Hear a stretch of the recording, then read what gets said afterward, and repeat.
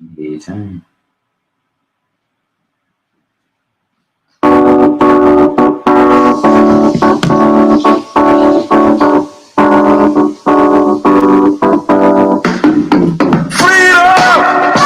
Christ is the only way we gon' get life you ain't never had. Freedom! Unless you in the scripts daily reading, trying to pay off that price, I don't think they know. Freedom! Come from above in the name of his one and only son. Now that's true. Freedom! We can come under the blood. Tell me, are you free? Are you really at liberty? Do you really truly have peace? Or are you in denial? Living in the seat underneath all them fake smiles. Wonder why you keep having trials. Drowning in your debt as it piles. Wondering where my God at? I've been praying, but for some reason things ain't changing. So you gotta ask yourself, is that freedom? Wondering if he gon' come when you really need him? If it's a question, then you ain't been free. I suggest you pick the book up and read. I can do all things in Christ who strengthens me. I rebuke the devil who weakens me. See, the law just gives you the keys. It's your faith that truly sets you free. Freedom! Through Christ is the only way we gon' get life you ain't never had. Freedom! Unless you in the scripts daily reading, trying to pay off that price, I don't think they know. Freedom! Come from above in the name of his one and only son. Now that's true. Freedom! We can come under the blood. Now when I say hallelujah, I'll say yeah. Hallelujah. Hallelujah. When I say hallelujah, I'll say yeah. Hallelujah. Hallelujah. Now when I say hallelujah, I'll say yeah. Hallelujah. Hallelujah. When I say hallelujah, I'll say yeah. Hallelujah. Hallelujah. Now when I say all, y'all say praises. All praises. All praises. When I say all, y'all say praises. All praises. All praises. Now when I say all, y'all say praises. All praises. All praises. When I say all, y'all say praises. All praises. All praises. Yeshua answered them, verily, verily, I say unto you, whosoever committeth sin is the servant of sin. And the servant abideth not in the house forever, but the Son abideth ever. If the Son therefore shall make you free, you shall be free indeed. Only through the Son we free. That's why we pray without ceasing, constantly. That's how you get your mind right. Trust that. And in the midst of all the chaos, he gon' have your back. He gon' send the comforter just like he said he would. You just profess it out your mouth and don't have a doubt. You gotta walk like him if you wanna be free. Get rid of pride and believe in Messiah. You see. Freedom! Through Christ is the only way we gon' get life you ain't never had. Freedom! Unless you in them scripts daily reading, trying to pay off that price, I don't think they know. Freedom! Come from above in the name of his one and only son. Now that's true. Freedom! We can come under the blood. Freedom! Through Christ is the only way we gon' get life you ain't never had. Freedom! Unless you in them scripts daily reading, trying to pay off that price, I don't think they know. Freedom! Come from above in the name of his one and only son. Now that's true. Freedom! When you come under the blood, come under the freedom. Through Christ is the only way we gon' get life you ain't never had. Freedom! Unless you in the scripts daily reading, trying to pay off that price, I don't think they know. Freedom! Come from above in the name of his one and only son. Now that's true. Freedom! Yeah, when you come under the blood, come under the blood. You only drink when you come under the blood. Yeah, you only drink when you come under the blood. Yeah, we gotta come under the blood.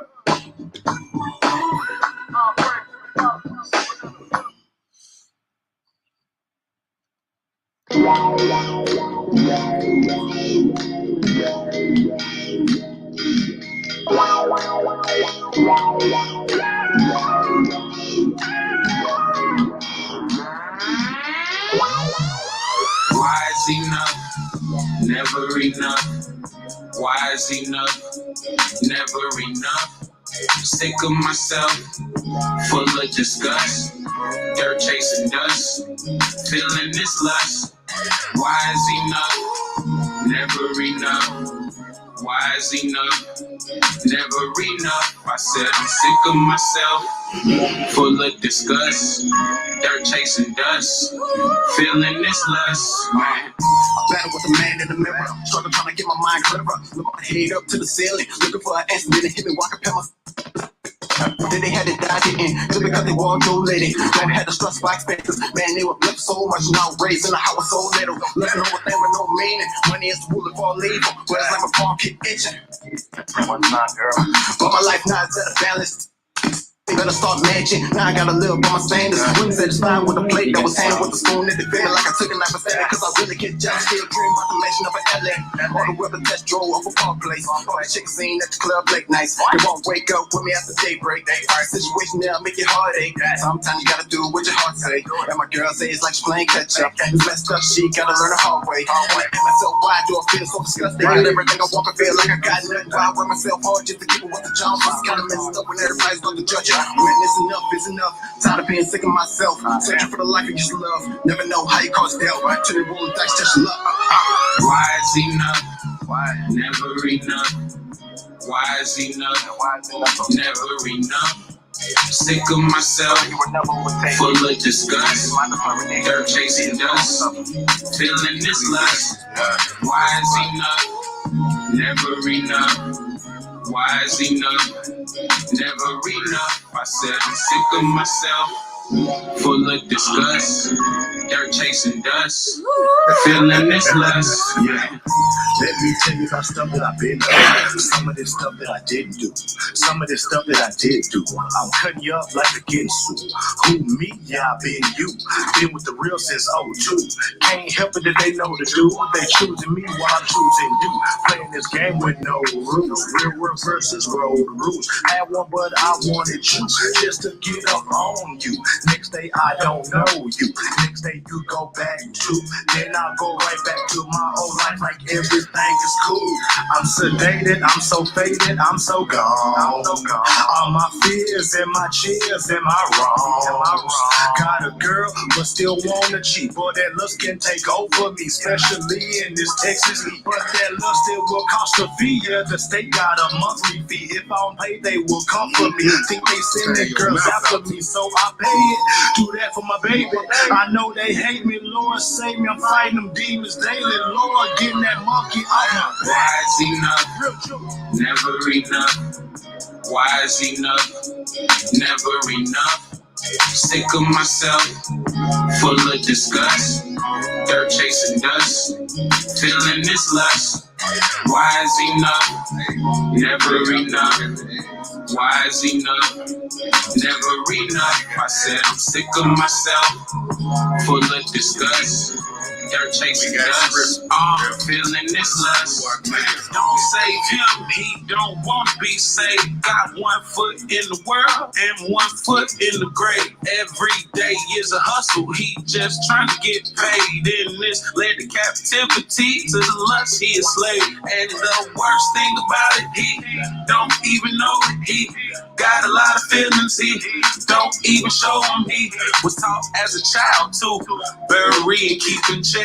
Go stand in the rain before you let him see you sweat. If that's the way that he was raised, that's the way he lives his life. If only one day he could change, but cannot change on his inside. So he the one that pays the price, or she the one that's in his life, and she only just wants his time. He is always on the grind. He won't even take the time to tell her she is on his mind. Even though that was the truth, she would think that he was lying. So she packed up, left him behind, looking for what she could not find. He is stuck, can't press rewind on what he had when he was blind. Why is enough?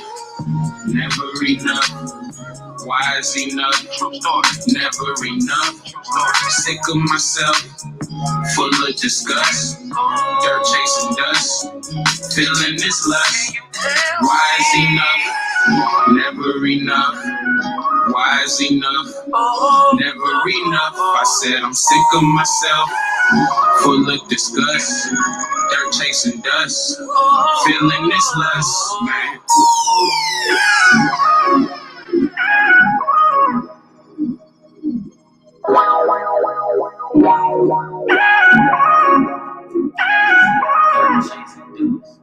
Man, what? Dirt chasing dust, feeling this lust, man. Shabbat shalom, fam. How y'all doing? How y'all doing? How y'all doing? How y'all doing? It's good to see everybody in the chat, in the chat, in the chat, in the chat. Shabbat shalom. I'm your T, aka the Young Lion. I'm gonna let my brew introduce himself. Corey Yahoo, aka Frontline Brew. Hallelujah. And y'all see what we got. We got another chop session today. Ooh-wee. Ooh-wee. I know y'all saw the title and was like, ooh, what he gonna be talking about today? Y'all see what the title is. It's a chop session. You know what I'm saying? And as you see, the topics we gonna be covering today is the birds and the bees, abortions, and fornication. You know what I'm saying? This more so for the younger crowd. You know, and younger crowd, I mean 30 and under. You know what I'm saying? The younger crowd, 30 and under. That's what I mean. So this who this for, and you know, especially for the youth. You know, this really for y'all because teenagers. Yeah, because we see all the hoopla going on in the news about the abortion laws and all this, and you know what I'm saying. I've been hearing a bunch of people talk about it, and it's just a bunch of political mumbo jumbo. But you know, people love to not go to the root of the problem. You know what I'm saying? People just rather stay on one or two layers of a situation and not really get down to the root of the problem. Everybody talking about, well, a woman should have the right to you know what I'm saying, do this and do that.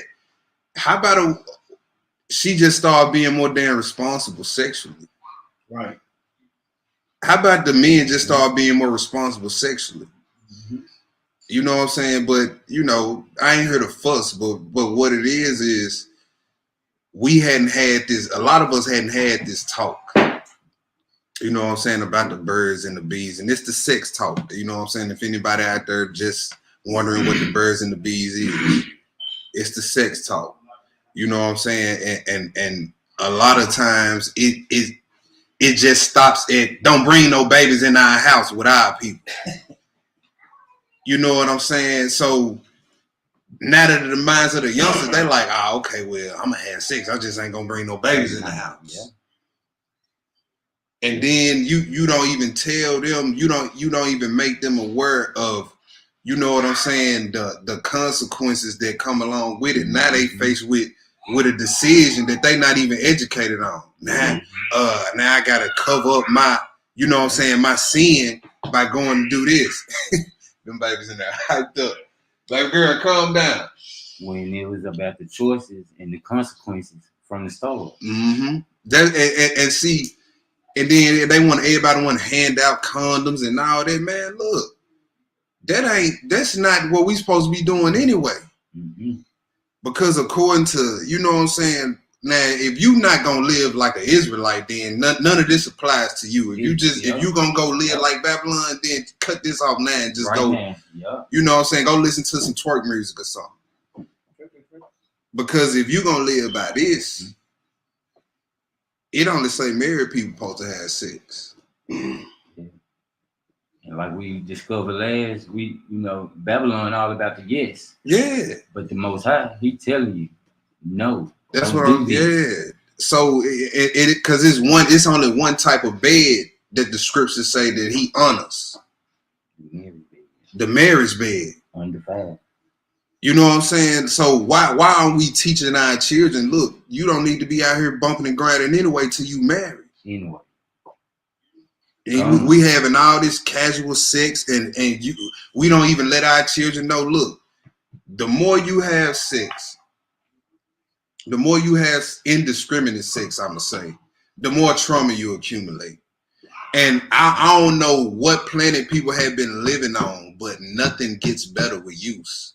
And I want you young men to take that and do with that information with what you will. And I want you young women to take that and do with that information with what you will. Don't nothing get better over time with use. Just marinate on that for a minute.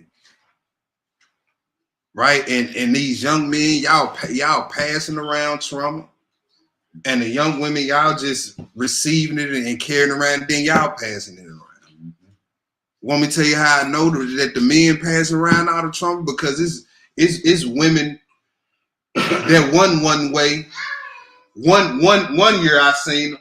Yeah. Then they get with certain men, and then they whole spirit just different. You can tell when a young girl and had sex because her whole demeanor changed. Yeah. And she started to take on the spirit of the guy that she dealing with.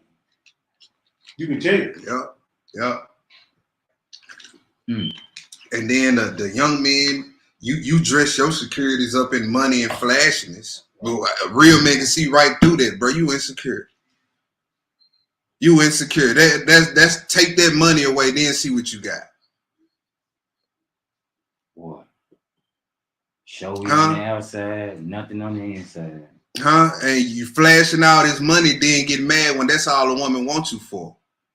You flashing all your body and rear end and breast and then get mad, that's all a man wants you for. Right. Right. All attention, not good attention, y'all. Y'all need to learn this. And you put on display what you're trying to advertise, what you're trying to give away or sell. That's what I'm saying, man. Like we not focused at all. Like we just want to get out here and have fun and have all the sex we want and just, you know what I'm saying? Like that's just normal.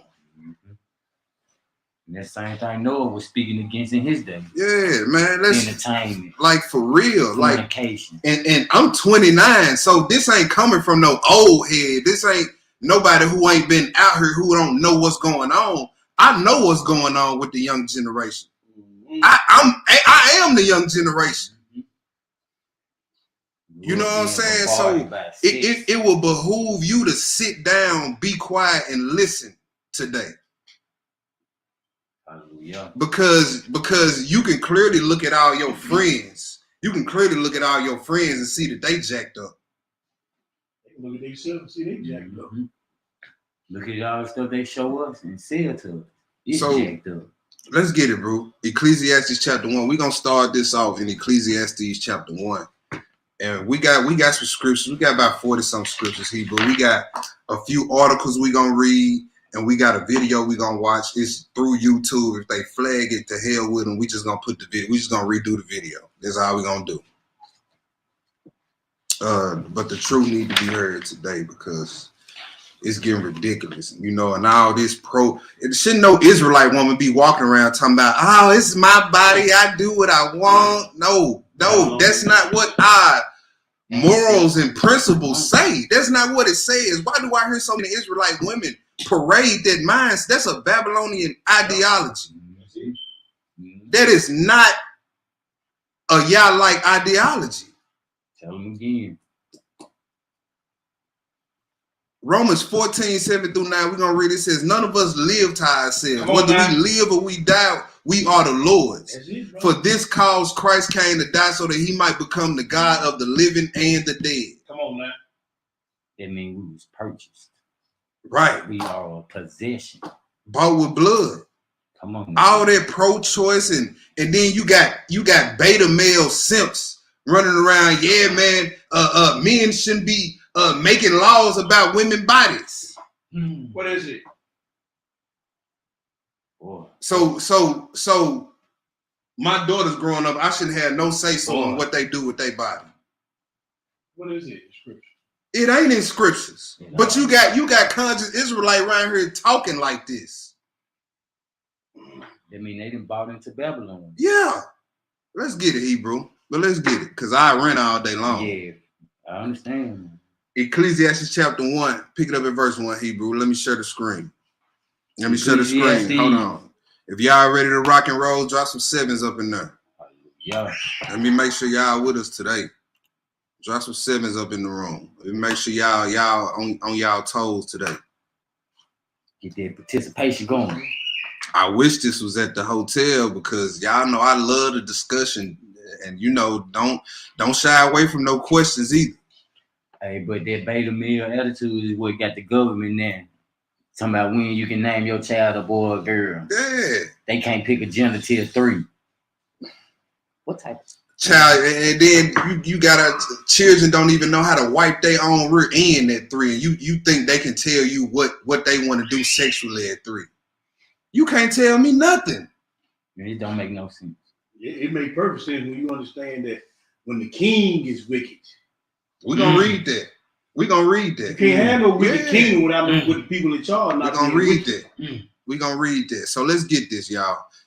All right. That should be big enough. Let's get it. Ecclesiastes 1:1. Pick it up at verse 1, Hebrew. And it reads, yeah.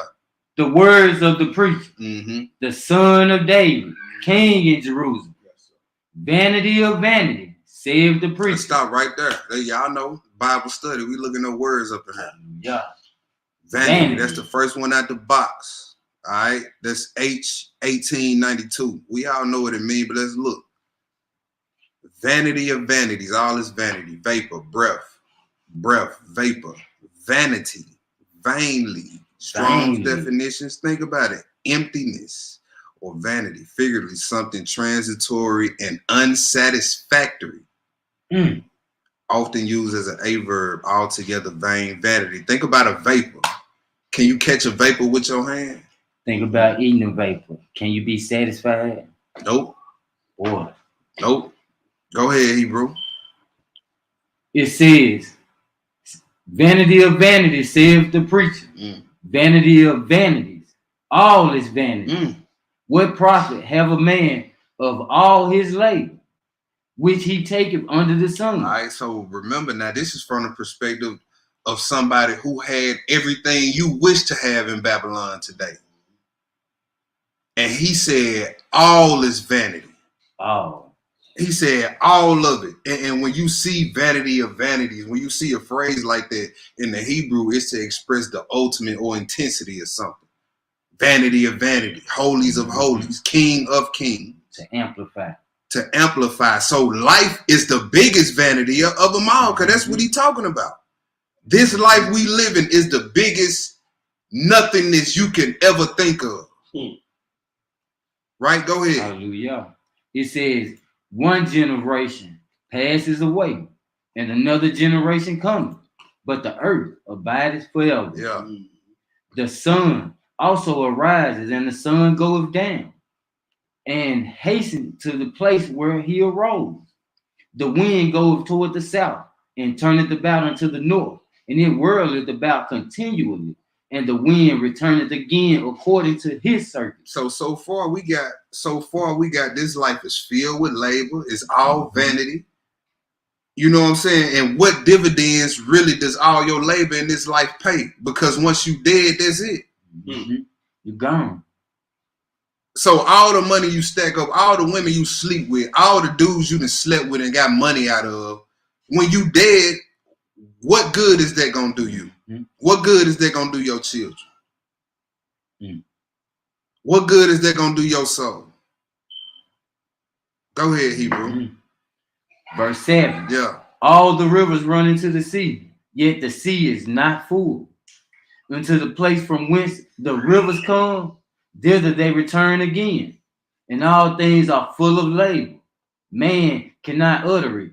The eye is not satisfied with sin. The eye is not what? Satisfied with sin. You see that? So the more the more you see in this life, the more you gonna want to see. Right? So I can't wait till I'm a millionaire. Then you get a millionaire. Oh, I ain't satisfied. I want another million. I'm gonna get me a wife. Then you get you a wife. Oh, I want me another wife. Then you get you. Oh, I want me no, bro. Chill. The eye is not satisfied with sin. Go ahead. It says, nor the ear filled with hearing. Right. The thing that have been, it is that which shall be. And that which is done is that which shall be done. Right. And there is no new thing under the sun. Right. So listen to your elders, listen to your big brothers and your big sisters. Y'all don't know nothing. Respectfully, y'all don't know nothing. Not anything. Y'all want to get out here and have sex, then want to try to hide a pregnancy. You wasn't ready to have sex. Sure wasn't ready to take care of another person. Because you can't take care of yourself. You want to talk to woman, go get the plan B. Boy, you wasn't ready.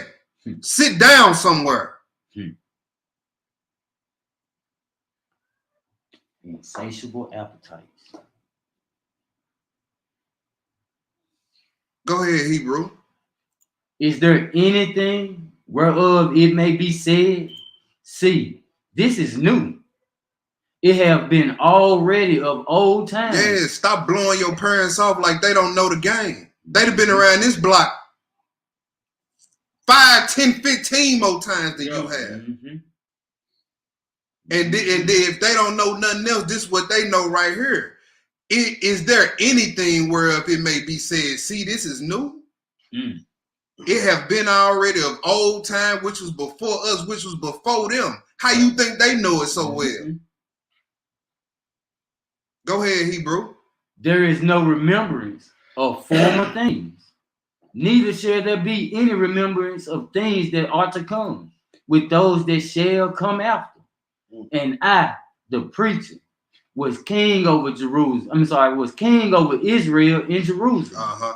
And I gave my heart to seek and search out by wisdom concerning all things that are done under the sun. Under heaven. Yeah. This sore travail have God given to the sons of men to be exercised therewith.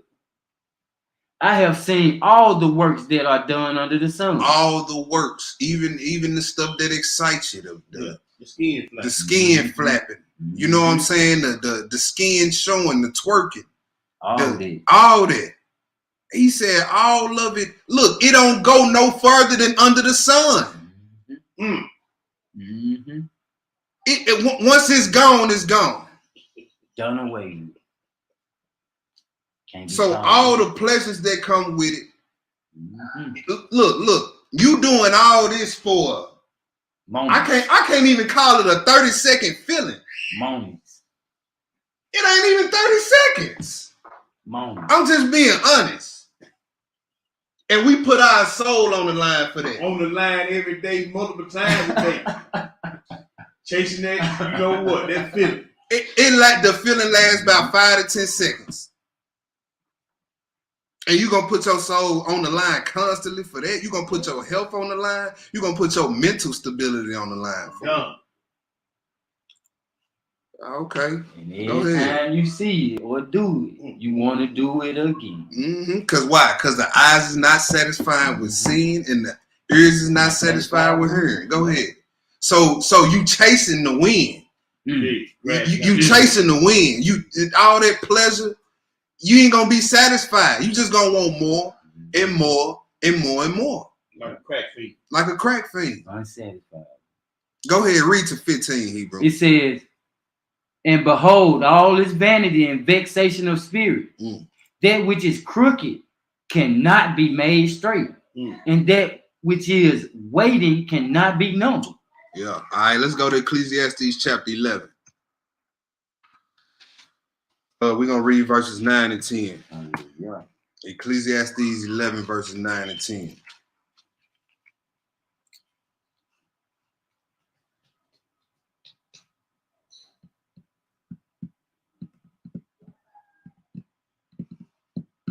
Ecclesiastes chapter 11, verse 9 and 10. Go ahead, Hebrew. And it reads, yeah. Rejoice, O young man, in thy youth, and let thy heart cheer thee in the days of thy youth, and walk in the ways of thine heart, and in the sight of thine eyes.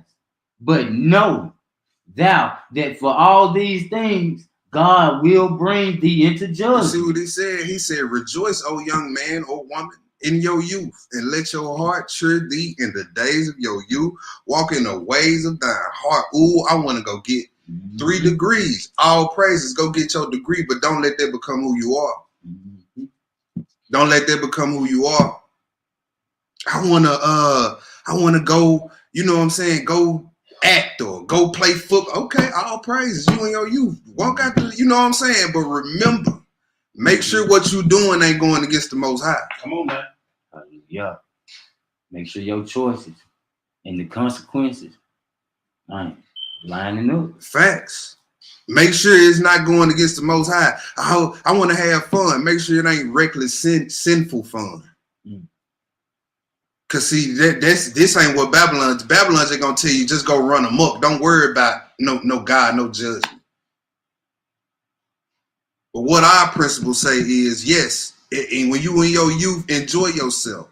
Walk in the ways of your heart as long as it's righteous. He said, but remember, always remember the judgment. Mm-hmm. So don't get out here acting crazy. Don't get carried away. Right. Verse 10. Therefore remove sorrow from thy heart Uh-huh. and put away evil from thy flesh. Yeah. Mm-hmm. For childhood and youth are vanity. Now that's totally opposite from what we told her in Babylon. When the last time a person in Babylon told you that childhood and youth is worthless, is nothing, it's emptiness? What they tell you here in Babylon, oh, this is the time for you to have fun. This is the time for you to go live it up.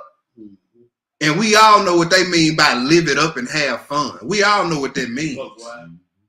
They even tell you just live for today. Yep. Seize the day. Yeah. And this whole society is against the idea of restraint. Just do it. You make your own rules. Phrases like that. Do what you feel. It's my prerogative. Yeah. It's your thing. Do what you want to do. You can't tell. I can't tell you who to sock it to. Yeah. All right. Yeah. Okay.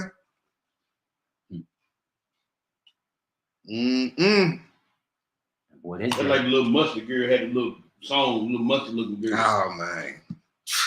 I was just gonna say, y'all just was going over some of the good songs. I'm talking about the back in the day songs. Yeah. We ain't even talking about what he supposed to do. Let's go to Lamentations chapter 3. Let's read verse 27. Let's go to Lamentations chapter 3. They're gonna tell you in Babylon, hey, this is the time for you to, you know what I'm saying, live it up. Live it up. And then look at how jaded. How are y'all so jaded and fed up with the opposite gender at such a young age? You know how ran down y'all had to be 20 and already sick of women? You know how ran through mentally or physically you have to be sick of men at 19? Roll hard, put up with, bro. What are y'all doing? Roll hard, I'm seeing 23, 25-year-old, I ain't gonna never get married. I can't do it. I'm sick of these niggas. Baby, you 23 years old. What are you talking about? How many men have you dealt with at 23? Man, I'm sick of these hoes. Boy, you 21.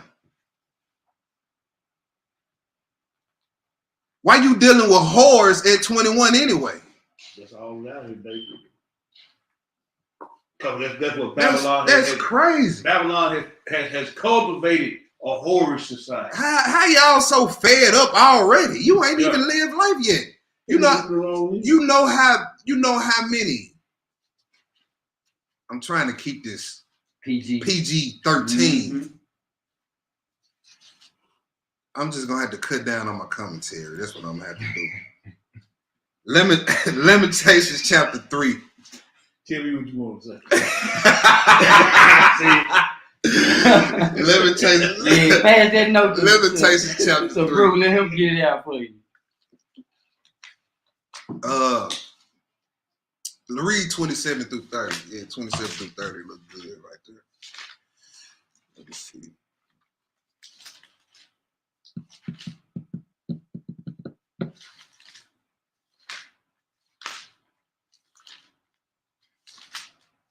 Right after Jeremiah. You said read chapter what? Chapter 3, start at verse 27. Little sister Francesca said, ran through and ran down. Water said 100 plus bodies and 20 something. Lord. Oh my God.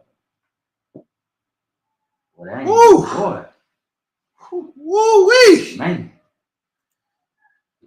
Whatever. Like a paper sack. Man. Yeah. And it gets to the point to where how you now gonna own something that's been used over 100 times? And then want you to give her your best. Oh. Then you want somebody to give you their best they got. And that's what I'm saying. And you look like a wet paper sack. I mean, we don't even go buy car tires that been through 100 people. Thank you. And you young men just sorry. Oh my just God. Sorry. Y'all just sorry. Running from house to house. No making babies. No responsibility. And then the women, you know this Negro got 3 different kids, 3 different baby mamas. Why would you want to become the 4th? Can I keep it 1,000? Yeah. See, can I tell you what? Yeah, now, yeah, you go ahead. See, I'm gonna tell you what the problem is. See, here's the whole thing of another shit. We've trained our men, our boys to be pimps and players. We've trained our daughters to accept less than mediocrity. Mm-hmm.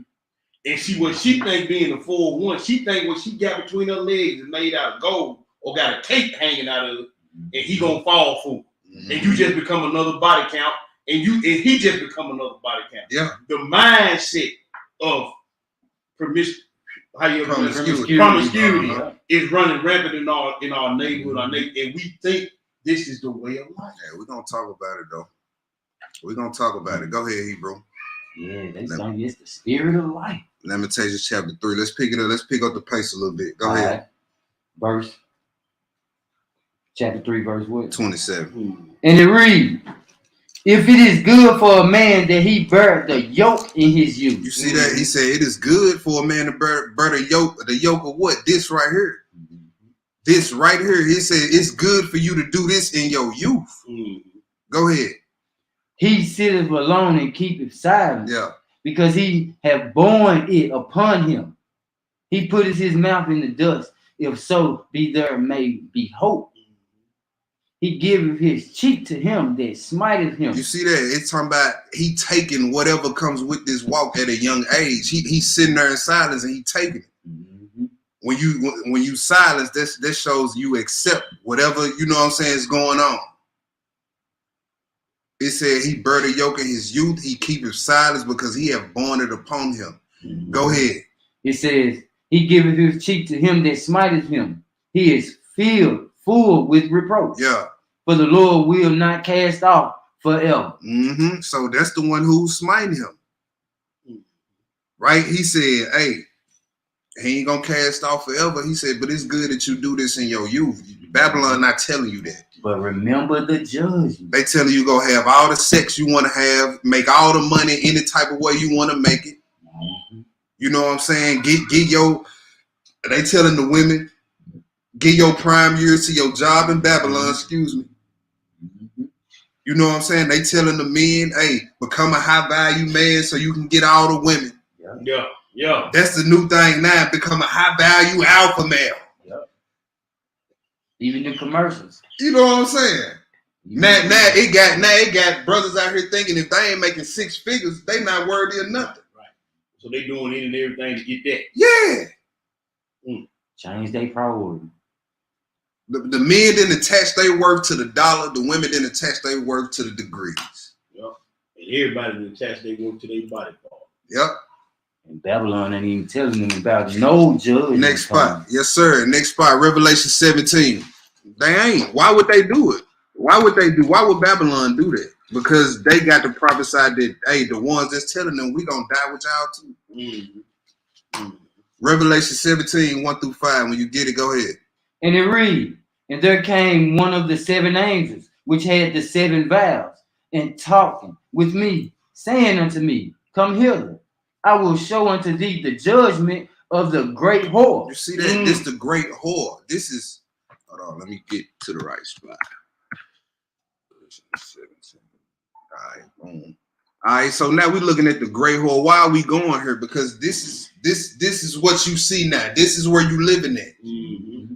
That great whore that sitteth upon many walls. Everybody that rock with it. And when you look around, every woman, I ain't gonna say every woman, the Babylonian woman acts just like this woman, takes on the same mindset of this woman. Mm-hmm. Her mother, her mammy.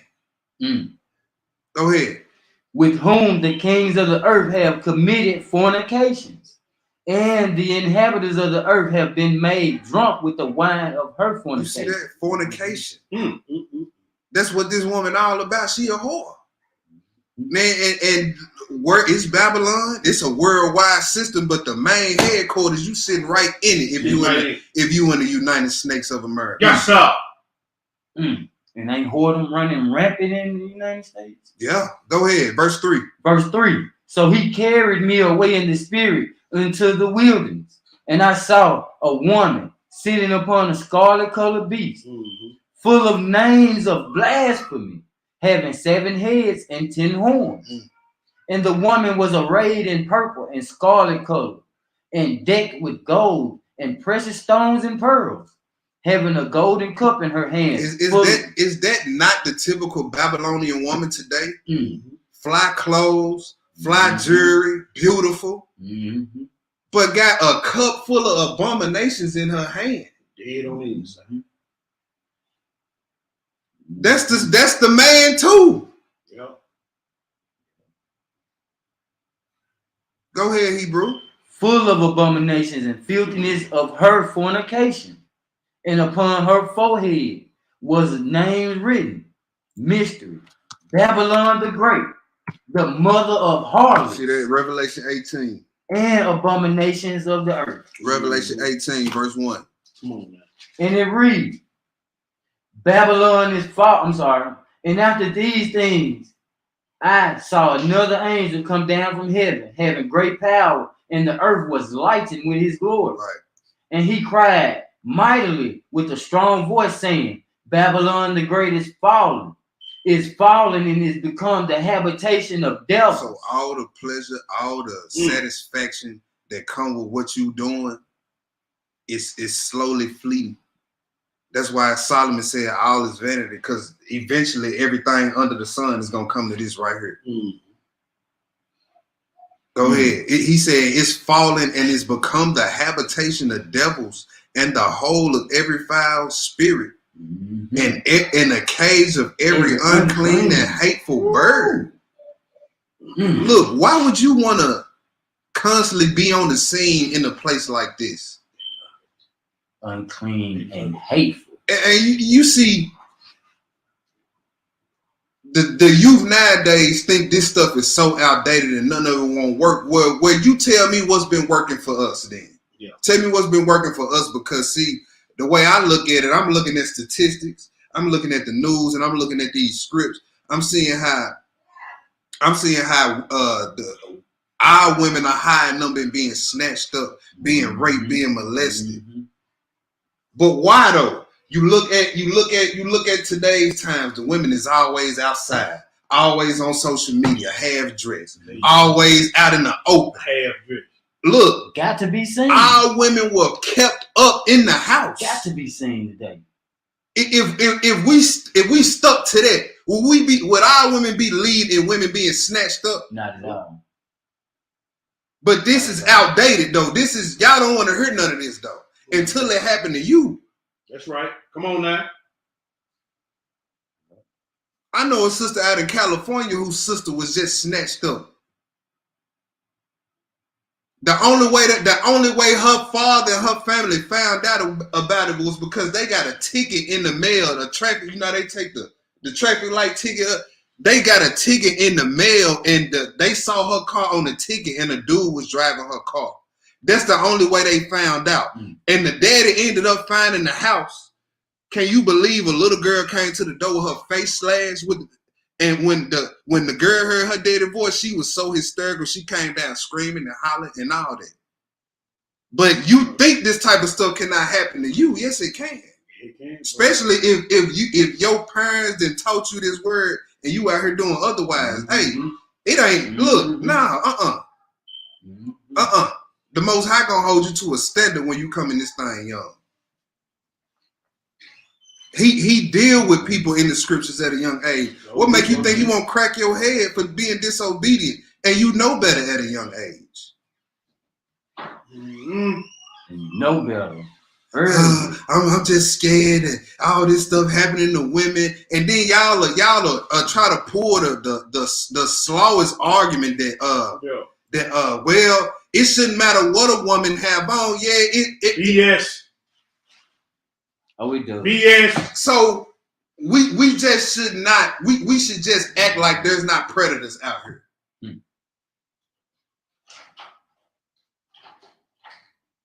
If you cannot rationalize with the mind of a predator. That's what I'm trying to say. No.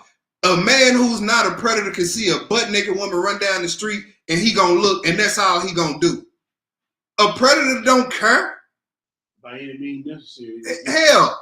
And y'all saying, well, it's just clothes. No, it's not. You communicate with fashion. Why you think they say you making a fashion statement? Right. What signals are you? It's just nonverbal communication. Is all it is. You showing all your body parts, man. So what are you saying when you do that? Thank you. Here. These are for sale. These are for hire. This is what I'm advertising. And this is what I'm saying. When y'all use that argument, woman should look. Okay, a woman can wear what she want to wear. Okay, but you cannot control how a predator internalizes what she got on. Right. That's Right. That's what I'm trying to get y'all to understand.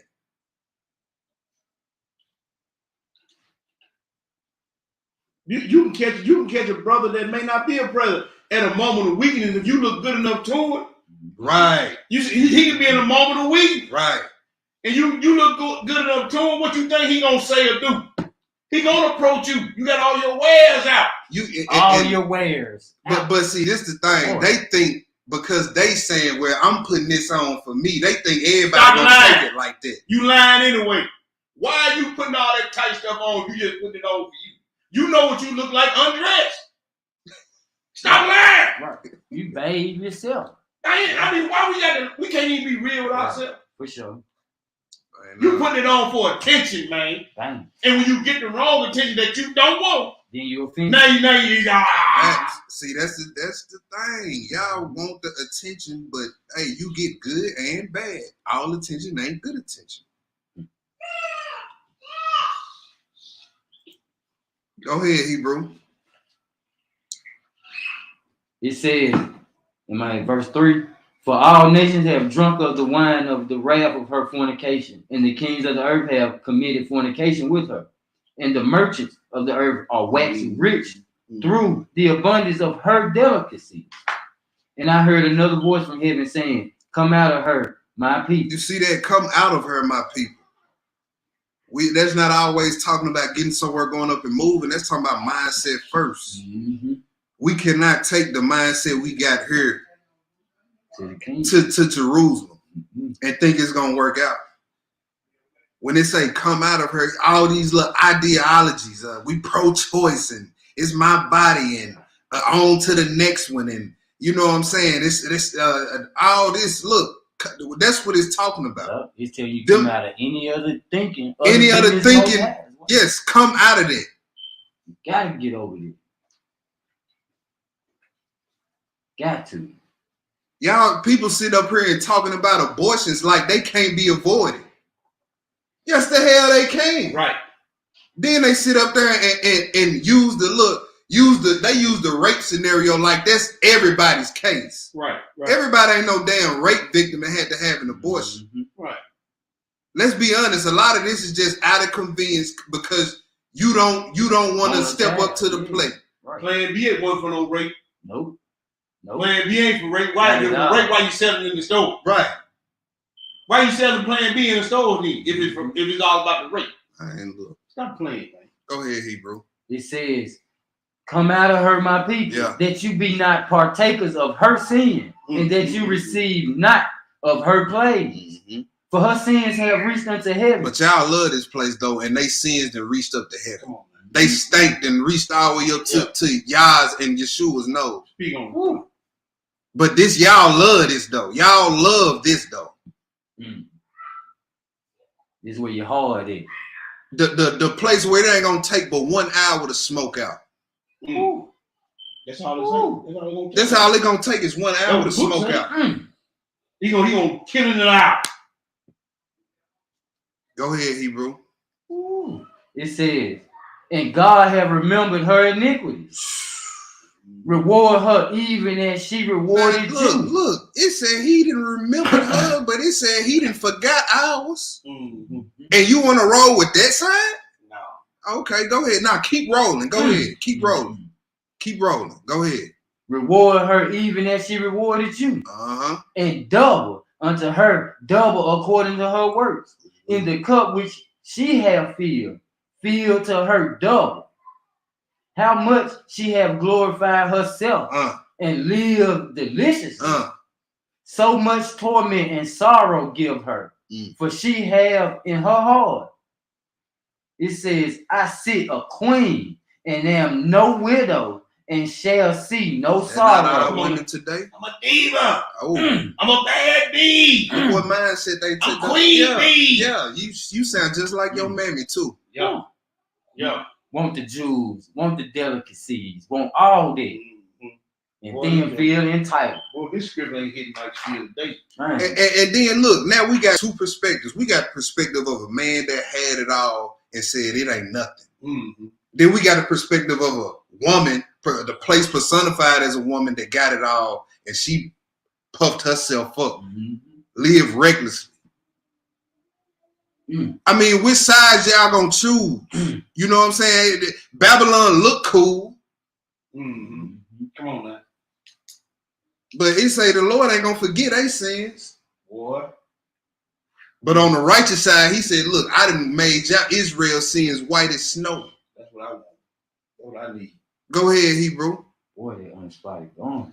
Keep reading. Read all the way down to 25. Read on now. It says, therefore shall her plagues come in one day, death and mourning and famine, and she shall be utterly burnt with fire. For strong is the Lord God who judges her. Yeah. And the kings of the earth who have committed fornications and lived deliciously with her shall bewail her and lament for her when they shall see the smoke of her burning. Yes, sir. Stand afar off for the fear of her torment, saying, alas, alas, that great city Babylon, that mighty city, for in 1 hour is thy judgment come. And the merchants of the earth shall weep and mourn over her, for no man buys their merchandise anymore. Right, no more Gucci, no more Louis, no more Givenchy, red bottoms, and all that. All that stuff you young little Negroes like to brag about, it's coming to an end, bro. Yes, sir. It's fleeting. Go ahead. The merchandise of gold and silver and precious stones and of pearls and fine linen and purple and silk and scarlet and all thine wood and all manner of vessels in Europe and all manner of vessels of most precious wood and of brass and iron and marble. And what's the word? Cinnamon. Yes, yes, cinnamon. You at the beginning of 13? Yeah. And cinnamon and odors and ointments and frankincense and wine and oil and fine flour and wheat and beasts and sheep and horses and chariots and slaves and souls of men. Yeah. And the fruits that thy soul lusted after are departed from thee. Everything that you chase in this place today is leaving. Go ahead. And all things which were dainty and goodly are departed from thee, and thou shalt find them no more at all. Yeah. The merchants of these things which were made rich by her shall stand afar off for the fear of her torment, weeping and wailing. And then that's what's gonna be so crazy about it. You ain't gonna want none of that when they come down. So why is you even partaking in it? Look, everybody that partook in it, they standing afar off while it's burning. Look. Go ahead. And saying, alas, alas, that great city that was clothed in fine linen and purple and scarlet and decked with gold and precious stones and pearls. For in 1 hour, so great riches is come to naught. And every shipmaster and all the company in ships and sailors and as many as trade by sea stood afar off and cried when they saw the smoke of her burning, saying, what city is like unto this great city? And they cast dust on their heads and cried, weeping and wailing, saying, alas, alas, that great city whereon were made rich all that bad ships in the sea by reason of her coastline. For in 1 hour is she made desolate. Rejoice over her, thou heaven, and ye holy apostles and prophets, for God have avenged you on her. And a mighty angel took up a stone like a great millstone and cast it into the sea, saying, thus with violence shall that great city Babylon be thrown down. Man, with a sweet game of patty cake. With violence. With kisses, hugs, and Soft talk. Valentine's Day cards. With violence Woo! shall that great city Babylon be thrown down, and shall be found no more at all. And the voices of harpers, All your Jay-Z's, and musicians, Beyonce's, and of pipers, all this demonic ass music that this youth loves in Babylon. Go ahead. and trumpeters shall be heard no more at all in thee. Yeah, all that's gone. Go ahead. And no craftsman of whatsoever craft he be shall be found any more in thee. And the sound of a millstone shall be heard no more at all in thee. Uh-huh. And the light of the candle shall shine no more at all in thee. And the voice of the bridegroom. The voice of the bridegroom. And of the bride. Yeah, all the young men and the women that was supposed to have been getting married in Babylon. Guess what had happened to you? Your candle out. None. Your voice is heard no more. No more at all. You wanted to act like a Babylonian, you finna have a Babylonian judgment. Your voice gonna be heard no more at all.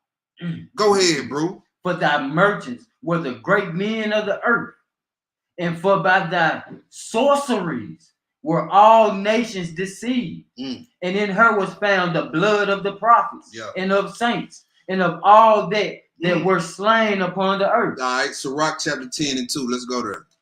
Sirach chapter 10, verse 2. Hallelujah. Sirach chapter 10, verse 2. Let me put that up on the screen for y'all. I'm sorry.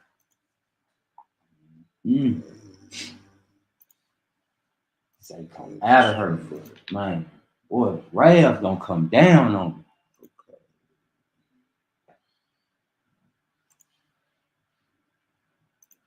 I'm sorry, family. Hold on. Boy, all this stuff in Babylon, boy. We be stuck in traffic more than an hour some days, man. Facts. All right, let's get it. Sirach 10 and 2, one verse. Go ahead.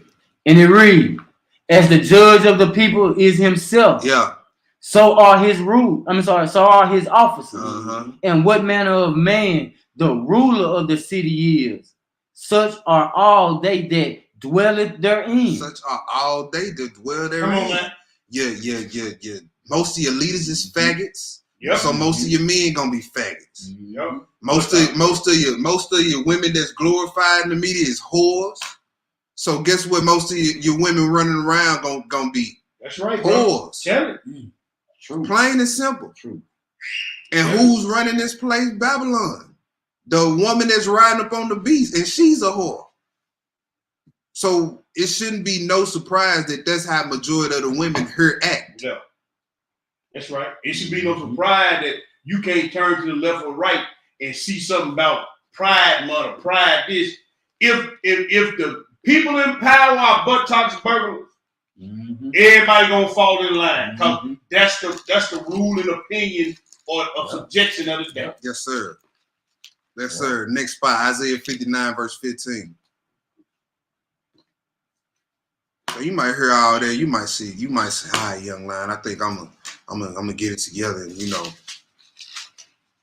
do right." Okay, then. Well, just know this right here. If that's what you decide to do, understand this right here. Isaiah 59 and 15, because it's coming. Isaiah chapter 59. Yep. You say verse 15. Uh-huh. And it reads, "Yea, truth faileth, and he that depart from evil maketh himself a prey." Understand that's what you're gonna go through when you young and not going in the ways of Babylon. You make yourself a prey. Oh, that nigga so lame. That nigga still a virgin. So what? I still got my mental. Yep.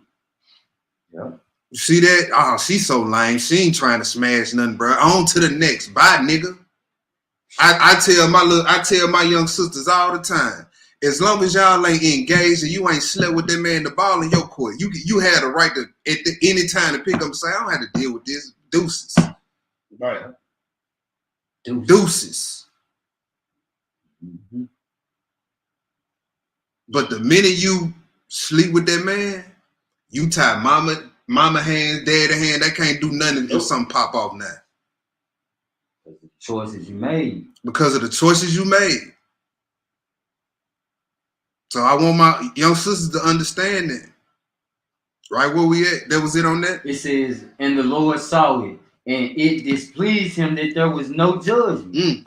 That was verse 15. That was 15, it. Yeah, Exodus 20 and 12.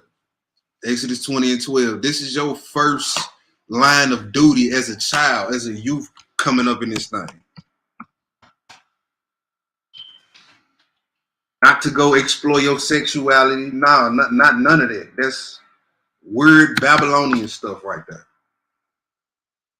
I'm gonna land you in the lake of fire. Exodus 20 and 12. Go ahead, Hebrew. And it reads, honor thy father and thy mother. Hold on, let me share the screen. My bad. Honor thy father and thy mother. Go ahead. That thy days may be long upon the land which the Lord thy God giveth thee. Okay, so he said, honor thy father and thy mother. Mm-hmm. He said that the days may be short or long. May be long. Okay, upon the land which the Lord thy God giveth you. Mm-hmm. Let's go to Genesis chapter 2. Let's look at something real quick. Let's point out something. So don't betray your parents. Facts. When we know before the fall, there was a pattern with Adam of obedience, right? Mm-hmm. So let's go look at it real quick. Genesis chapter 2. Genesis chapter 2, and we're going to read verses 7 through 9. And then we're going to skip down. Yeah, we're going to skip down to 15. So we just read what the first duty of a youth is in this thing. Mm-hmm. And that's to honor father and mother. Do everything they tell you to do. All right? Let's look at Adam. Genesis chapter 2, verse 7. Go ahead. And it reads, and the Lord God formed man of the dust of the ground, mm-hmm. and breathed into his nostrils the breath of life. Mm-hmm. And man became a living soul. And the Lord God planted a garden east in Eden, and there he put the man whom he had formed. Mm-hmm. And out of the ground made the Lord God to grow every green tree that is pleasant to the sight and good for food. The tree of life also in the midst of the garden, mm-hmm. and the tree of knowledge of good and evil. See, right here we see Adam. Adam was obedient at this point. He was doing everything that was commanded of his father. Now, this is what I went here for, because I want you young brothers to notice something right here. Notice Adam, one word about no woman until after he had done everything he was told by his father. Notice Adam had a house that he had in order. A job he was doing. A job he was doing. A job. He was on his purpose, which was being completely obedient to his father before he was worried about a woman. Why are you Negroes ain't got two nipples to rub together talking about where the women at? Why is you on the scene looking for women?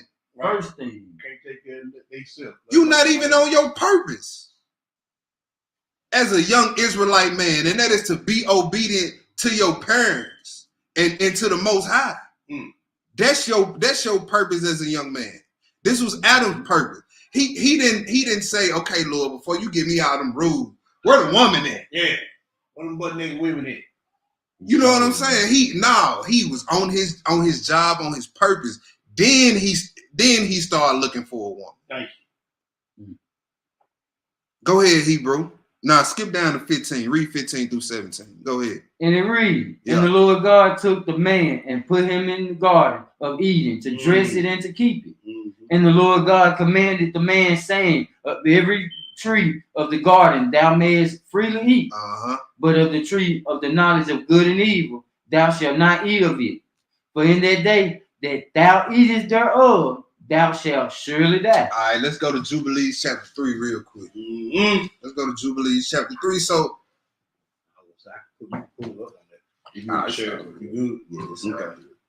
So at that point, Adam was obedient. He like, oh, okay, yeah, I'm staying away from that tree. He was in, I believe, one spot was that Life of Adam and Eve said they was in the garden for what? It was 7 years. Right, yeah, right before 7. Right before 7, it was something like that. Yeah, it was something like that. So he was doing all he was supposed to be doing before he even thought about a woman. Yeah. Keeping the garden, tending to it. So there's an order to it. It's an order to it. There's certain things a way you got to go about before you even start looking for a woman. That's right. Be on your purpose first, and what is your purpose? Right. Listening to the commands of the Most High and your parents. Come on, man. So even life got a process. Even life got it, bro. And see, this is what I noticed about women. When you're not chasing women, that's when you attract women. When you own your purpose, they love that. I didn't even see this happen. I didn't even see this situation happen. Dude was on this so-called, according to the world standards, he was on this purpose. Right. He was on this purpose. Got with this girl, you know what I'm saying? She started complaining about not spending enough time together. So he stopped being as consistently on his purpose. She left him for a man that was on his purpose. He ain't making that money. So the whole thing, young men, stay on your purpose. Cause like my pops used to always tell me, the women gonna be there. Yeah. They gonna be there. You ain't missing nothing. When you in your 20s, use your 20s to get strong in his word, get your body strong, keep your body healthy, and get your money. It ain't nothing wrong with that. Use your 20s for that. Right. Like he said, get strong in his word, then get your body healthy. And it ain't nothing wrong with getting your money. Nope. Ain't nothing wrong with that. As long as those become an idol. That's right. That's right. All right. We in Jubilees chapter 3, read verses 1 through 3. 1 through 3. And it reads, yeah. In the 6th day of the 2nd week, by the word of the Lord, we brought to Adam all of the beasts. Chapter 3, sis, 1 through 3. Jubilees chapter 3, 1 through 3. Go ahead. I'm sorry, the page number, y'all, this is pseudo volume 2, and the page number is page 58. All right, go ahead. And all of the cattle, and all of the birds, and everything that moves on the earth, and everything which moves in the water, each one according to his kind, and each one according to to his likeness. The beast of the 1st day, and the cattle on the 2nd day, and the birds on the 3rd day, and everything which moves upon the earth on the 4th day. Yeah. And whatever moves in the water on the 5th day. And Adam named all of them, each one according to his name. And whatever he called them became their name. And during these 5 days, Adam was observing all of these, male and female, according to every kind which was on the earth. But he was alone, and there was none whom he found for himself, who was like himself, who would help him. You see that? He wasn't worried about that until after he had done all that was asked of him. So if you know you done been disobedient, you should not be looking for a woman. You ain't, and the one you want ain't gonna get sent to you if you've been disobedient anyway, because a wicked woman was made for a wicked man. That's his portion. So your first line of business as a young Hebrew or Shebrew in this thing, I need to get obedient to my parents. Establish a consistent pattern of obedience in this household to my parents and to the word of the Most High. Because nothing else is gonna fall in place until you do that. I'm here to tell you from experience. Ephesians 6, 1 through 4.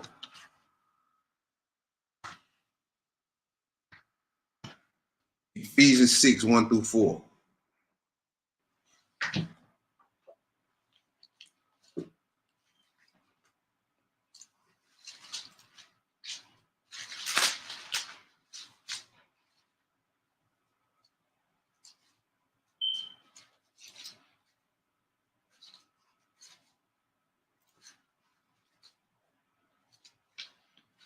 I'm gonna go and pick it up, Hebrew. Go ahead. It says, children, obey your parents in the Lord, for this is right. Mm-hmm. It says, honor thy father and thy mother. Let's look at honor. Let's look at honor. It's G5091. It says to estimate, to fix the value. For the value of something belonging to oneself, to honor, to have an honor, to revere, to venerate.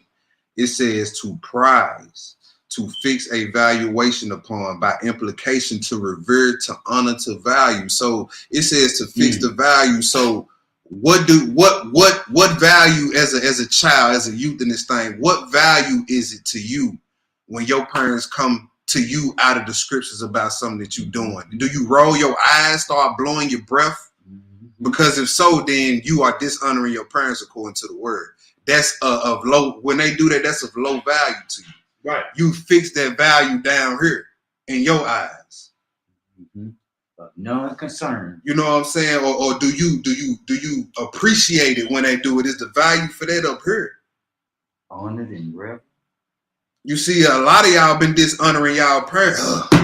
Then, if you don't do that, you do all type of little passive aggressive stuff to where they probably won't notice you getting the attitude, but you are. Being real short with them when they ask you something. You don't honor your parents. Right? Go ahead, Hebrew. Keep reading. And it reads, honor thy father and mother, which is the first commandment with promise. See, that's the first commandment with promise, and the promise was what? That your days may be long. All right, go ahead. That it may be well with thee, and thou mayest live long on the earth. And ye fathers, provoke not your children to wrath. You see that, you fathers? And and young men, we need to learn this. How do we provoke our children to anger? Right. By not being in their lives. By not giving them any attention. Yeah. And that's spoiling your child. By definition, spoil means to neglect, to leave out. Not showering your child with love and hugs and kisses and doing, and when they ask you for something, you do it. That ain't spoiling your child. That's providing for your child. But when we walk out on our families, when we go sleep with women that we had no plans of having no children with or taking care of, and she have children, and we leave them, they grow up to hate men. They grow up to hate authority coming from black men. They don't want to listen to nothing the black man got to tell them. They angry. Right? Go ahead. It says, but bring them up in nurture and admonition of the Lord. Yeah, so when you read in Proverbs, train up a child in the way that he should go, this is the way, in the admonition of the Lord. And don't forget the nurture. Go ahead, Hebrew. Nah, that was it. That was it. Let's go to the next spot. Yes, sir. Sirach chapter 3. Sirach chapter 3.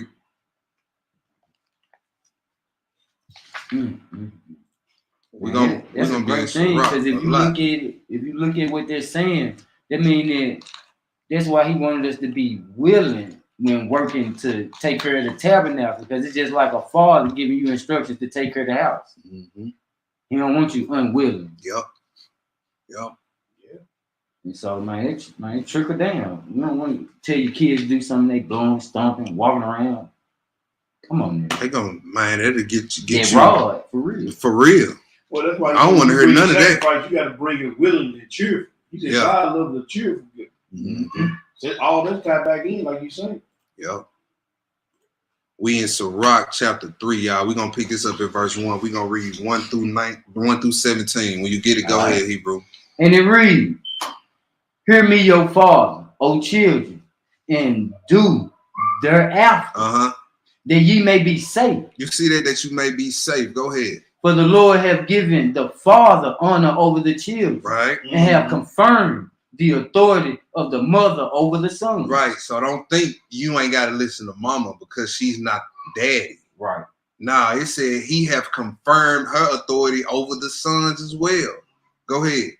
Whoso honor his father maketh an atonement for his sins. You see that? So it go way deeper Come than on, just speak on doing that, what bro. they say. Speak on that, bro. And remember, we read a few weeks ago in the Messianic Chop session that there's more grace or undeserved favors to come, meaning more forgiveness of sins to come at the end. Yes. Yeah. You might have done something stupid in your youth, but hey, you honor your father. Who knows? Yahweh Shah might act like it never happened and tell you, come on, now. Good job, my good and faithful servant. Come on in. You sitting there looking like, oh, me? Like, Lord, you remember? You don't remember when he like, hey, I told you in my word. Right. I told you in my word, honoring your father, making an atonement for sins. And you know, them the type of kids that still come back and take care of you in your old age when you can't hardly walk. Facts. Go ahead, Hebrew. Keep reading. It says, and he that honored his mother is one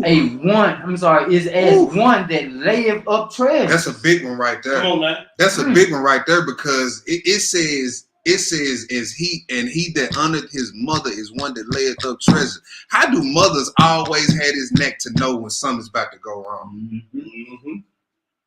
And you listening is stacking up treasures. You stack up. Why you stack up money for a rainy day? Mm-hmm. For when the storm comes. Mm-hmm. Come on now. You might have been going somewhere and your mama said, all right, now let's say you and your friends going down on Beale Street. Mm-hmm. Oh yeah. And your mama grew up in Memphis, so she know the deal when it come to Beale Street. So when she say, all right, now when it get this time of day, and if you start seeing this at this time of day, you need to call me so I can come pick you up. So you go down there with your friends, and the exact same thing she said starts popping off. Right. Mm-hmm. And you look over there and say, oh, they look live over there. So you go over there next to pop, pop, pop, pop, pop, pop, pop. Then she like my baby. But if you saw it pop off and you said, man, I'm finna dip, let me call mama. Y'all get home, you cut on the news. Beale Street was just shot up. So you stored up, you had something to fall back on. Why? Because you listen to mama. That's right. Right?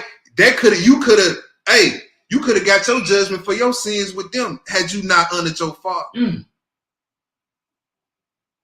So, hey, y'all got a choice to make. Be a lot of them close calls on the Hebrew. Yes, sir. Be a lot of them close calls. You don't know how you got out of it. Man, look, I had a partner, one of the only friends I had made up at TSU. He was from North Memphis. He told me he came to my room one Thursday. He came to my dorm. We're like, man, we need to hang out, bro. We've been chill. We from the same city. He said, we really don't know nobody. He said, we need to hang out this weekend.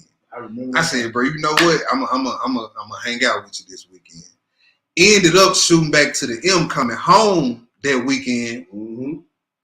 Got a call that Sunday. Man, Murray got killed at the cookout, bro. I'm like, I was supposed to have been with them this weekend too. But guess what? We had just started keeping the Shabbat. Yes, sir. Hallelujah. You see that? So, hey, y'all don't know. It's been plenty of situations like that. I can tell you, it was one happened last month. I'm in the bed sleep on the Shabbat on the Saturday. I'm in the bed sleep. Soon as I get up, I hear a loud boom, boom. I was finna get ready to go head up and pick my girls up. It just so happened I dozed out for a minute. Soon as I wake up, I hear a loud boom. Like, man, what was that? Then you hear tires screech out. Then I hear the ladies outside my apartment like, girl, these folks driving crazy. I finally pull out the apartments. They got crime scene tape right in front of my apartment complex. Right in front of my apartment. Now, what if I say all that to say, my daddy was the first person to tell me about the truth. 2012 of December, I think it was. What if I had never took heed to what he was trying to tell me about the Shabbat?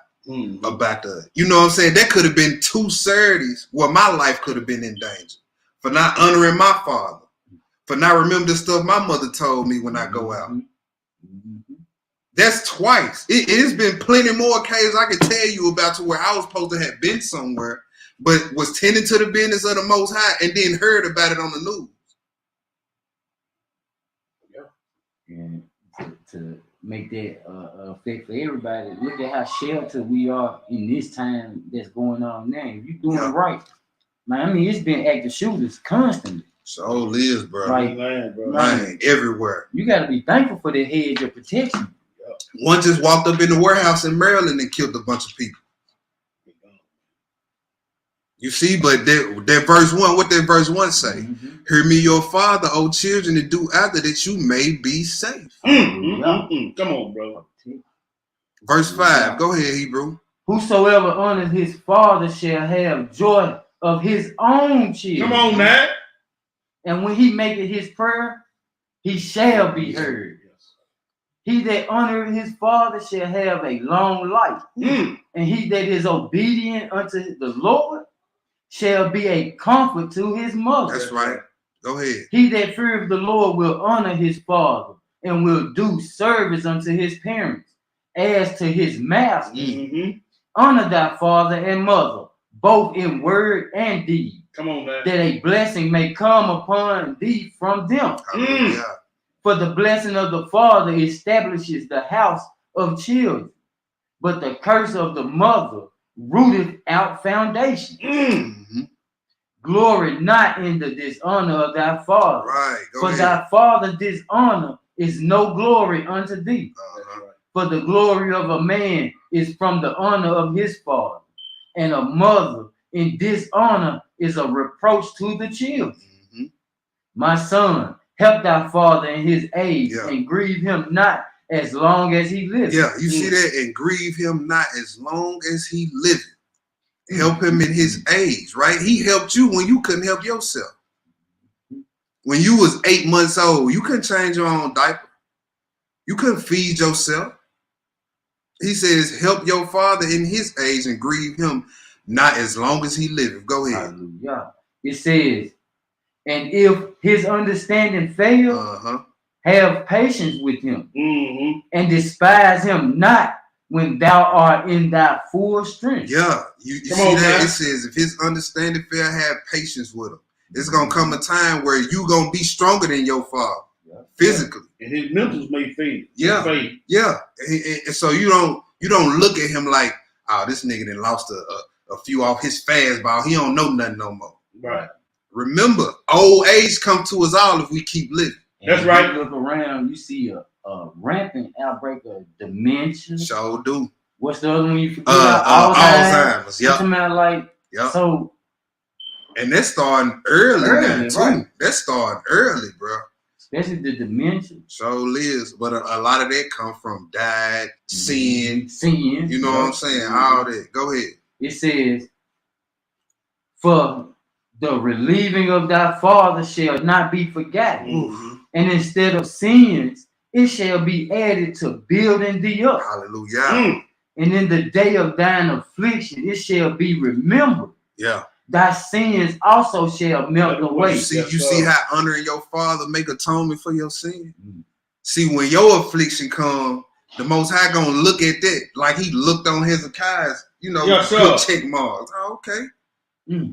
Yeah, sperm. Go ahead. Hallelujah. It says, thy sins also shall melt away as the ice in the fair warm weather. Verse 16. He that forsaketh his father is as a blasphemer. Come on, man. Wow, go ahead. And he that angereth his mother is a curse of God. You see that? We hard hitting right there. When you see that your mama angry at you, you need to be mama. Well, you know what I'm saying? What can I do to, make this right? Right. Come on, man. He said, he that forsaken his father is a blasphemer. You already know.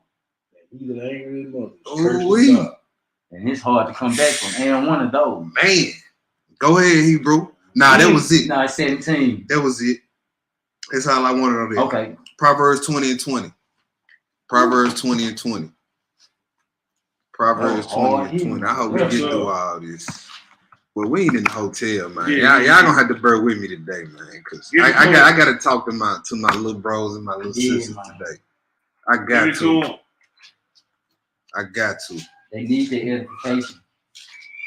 And they I feel like, man, a lot of times the youth need to hear from somebody in they, you know what I'm saying? Yeah. Because they for some reason the youngsters think the elders, they don't know the game. You know what I'm saying? They think y'all, you know what I'm saying, y'all don't know what we got going on out here nowadays. But Man, like they got an old saying. That's all y'all have done. That's a fact. We just read Sirach chapter 3, verses 1 through 17, little bro. We just read Sirach chapter 3, verses 1 through 17. And now we moving on to Proverbs chapter 20, verse 20. Proverbs chapter 20, verse 20. My bad, y'all. I don't mean to be moving too fast up here. But I'm trying to get all this in.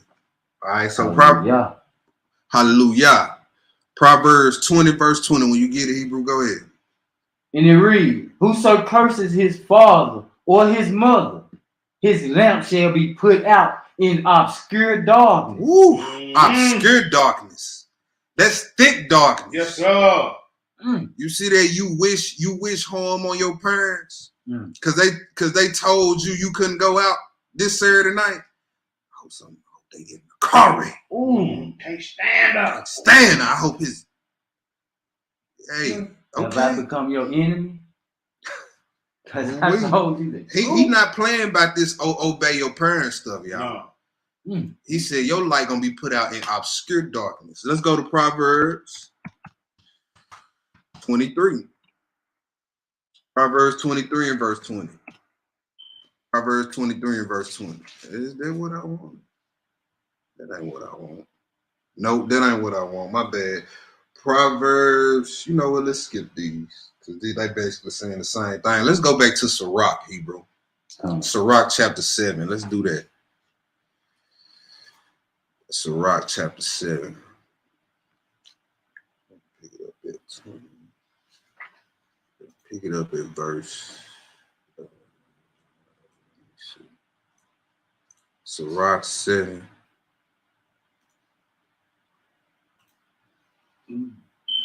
Yeah, verse 27. Verse 27, 28.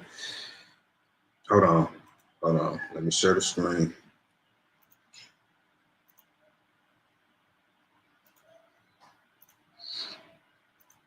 That's all they was there to do was home. All right. Sirach chapter 7, verse 27 to 28. Hallelujah. Huh? Oh, okay. You can put it up there? Yeah. All right. It says Sirach 7, verse 27 to 28. When you get it, go ahead. And it reads, honor thy father with thy whole heart, and forget not the sorrows of thy mother. See that? Don't forget that. Whenever you get ready to talk crazy or do something crazy to your mama, remember them 9 months she carried your big wide head butt up in her womb. Right. She could have died. She could have died. Remember them sorrows, waking up every morning, throwing up, and can't eat what she want to eat. Can't get comfortable while she trying to sleep. Can't eat what she usually eat. I know that's annoying. Can't even smell what they normally used to smell. They brains don't be the same after giving birth. And then you got the nerve to try to talk crazy and huff and puff and blow your breath out at her. He said, forget not the sorrows of your mother. That's that. And always staying in that mindset gonna keep you from doing all that. Verse 28. Remember that thou was begotten of them. And how canst thou recompense them the things that they have done for thee? Boy, look here. Man, I don't even think if you was to cut me $1 million check right now, I don't think that'll be enough. That wouldn't be, man, look. All we didn't do it and put up with it. And that wouldn't be enough. You might have to come with some billions. And even when we, you know what I'm saying, tally everything up in value that ain't got nothing to do with material things, that ain't gonna be enough. Right. That's right. Just the life lessons that I can take with me, you know what I'm saying, that they taught me. That's priceless right there. That's right. Sirach 22 verses 9 to 10. Relationship. Yeah. It's a question you probably ask your child, like, Go ahead and answer that. Does this even apply to abusive parents? We're gonna get to that. No, okay. We're gonna get to that. I wouldn't advise nobody to accept abuse though. That's Right. That's just me. All right. Matter of fact, we finna get to it right now. Sirach 22 and verse 9. Go ahead. Sirach 22, verse 9. Uh-huh. And it reads, if children live honestly and have wherewithal, they shall cover the baseness of their parents. That's when you look up the word baseness, that means moral corruption. Mm-hmm. You morally corrupt if you abusing your children. Right? It says, but if children live honestly, they should cover the baseness of their parents, right? But go ahead. Verse 10. Uh-huh. It says, but children being haughty through disdain and want of nature do strain the nobility of their kin. You see that, but instead you take the mindset like, nah, I'm gonna slap this heifer back when she hit me. You know what I'm saying? Like, nah. You see that, and most people, and I use this scripture too, because most people, most youth, they want to lean on trauma, blame trauma. Well, this was done to me. My daddy left. My mama did this. My daddy did this. Look, at some point, when you come out of your teens, you are responsible for you. The person who caused that trauma, they living their life not thinking about you. But here you are, carrying this trauma with you for years upon years, Right. Want pity parties, want people to feel sorry for you. Look, the scripture just gave you an out. Live honestly. Come on, man. You live honestly. You live honestly. Which means you still got to reverence and value what your parents were trying to do without being haughty. Facts. Without being angry and aggressive. Facts. Without blowing and stomping off. Man, go to a grandparent, uncle house or something. Mm-hmm. Put some separation between you. Now for the cool thing. See, man, this and we find ourselves in this situation and think it's nothing we can do, and the Most High is always there. I mean, we don't believe in Him like we should. Come on, man. We don't believe in Him like we should. Yahweh told us we can move mountains. Like, y'all think that's just He just talking to make you feel good? Right. He talking about the mountains in your life. You can move those with belief. With the right prayer and fasting. Facts. And He said it'll get to a point to where you can just speak it. Say, this mountain move over here and it's gone. But you would never even scratch the surface to get to that point if you like, man, Lord can't. I'm getting beat on. I ain't got nowhere else to go. Okay, well, you keep thinking like that. Keep putting Him in the box. He gonna make sure you stay in that box you in. He gonna make sure you stay in that box you in. So these mountains are physical, literal and physical. That's right, Hebrew. That's right. We're gonna stay in Sirach for a little minute. Sirach 41. Sirach 41. Gonna kind of shift gears a little bit here soon, real shortly. Kind of just been going through the duties of, you know what I'm saying, obeying parents and what'll happen if you disobedient. What I say, Sirach 41, verse 7. All right, go ahead. Sirach chapter 41, verse 7, and it reads, the children will complain of an ungodly father. Yeah, now look, they gonna complain. If you an ungodly father, they will complain, right? Go ahead. Because they shall be a reproach for his sake. And yeah, and fatherless children are made fun of a lot nowadays. Right. The young women. Oh, she got daddy issues, bro. You don't want to mess with her. These baby girl, don't feel bad. These Negroes do too. That's why they act the way they do. That's why they act the way they do. That's why they so emotional. That's why they so feminine. That's why they wearing all y'all clothes now. Come on now. Handbags and everything. Boy, my daddy would cave my chest in if he heard me right here talking about I got me some hoochie daddy shorts. Man, boy. He joking like that stuff too, man. Yeah. But you know why? The father's not in the house. They sitting around these women 24/7. And even if she not teaching him, son, this how you gonna, and even if she not doing that verbatim, the fact that that's what he around all the time, he gonna pick up them tendencies. When he see that woman get mad and argue, he like, oh, okay, that's how I gotta handle it. Right. When he see her lash out irrationally, he like, oh, okay, yeah. That's what they pick up on. Right. Teaching without teaching. Facts. Indirect communication, nonverbal communication. And they used to always say back in the day, teaching by example. Uh-huh. And what I done learned just from my children, they gonna follow your example more than they follow your advice. Mm-hmm. They gonna follow what you do a lot of times more than they follow what you telling them. Because one gonna definitely be more consistent than the other. Uh-huh. Yep. Just like look, the other day I'm sitting there cleaning up. I'm telling my little girls to clean up their room. I was just so tired. I had cleaned up the whole house, got to my room, and was kind of just straightening up. I really wasn't cleaning up like that. See my little flip-flop. I'm tired. Tripped over my flip-flops. I got frustrated, just threw them up under the bed. Youngest baby girl standing right behind me watching. Yeah. I'm like, baby girl, go finish cleaning up your room. So I walk in there. She grabbed her shoes, and guess what she do? Throw them under the bed. Don't play. Throw them under the bed. Then guess what she turned around and said? That room all clean.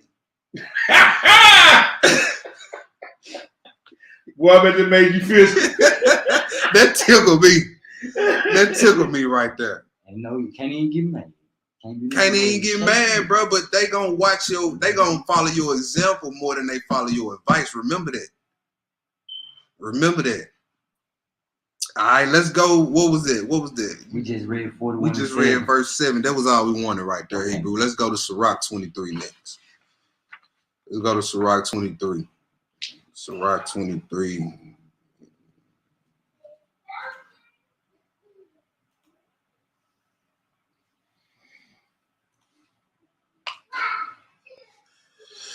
All right. Sirach 23, verse 14 and 15. Will you get now? Verse 14. That's it, not 15. Just verse 14. When you get it, go ahead. It says, remember thy father and thy mother when thou sittest among great men. You see it? So hey, you might blow up.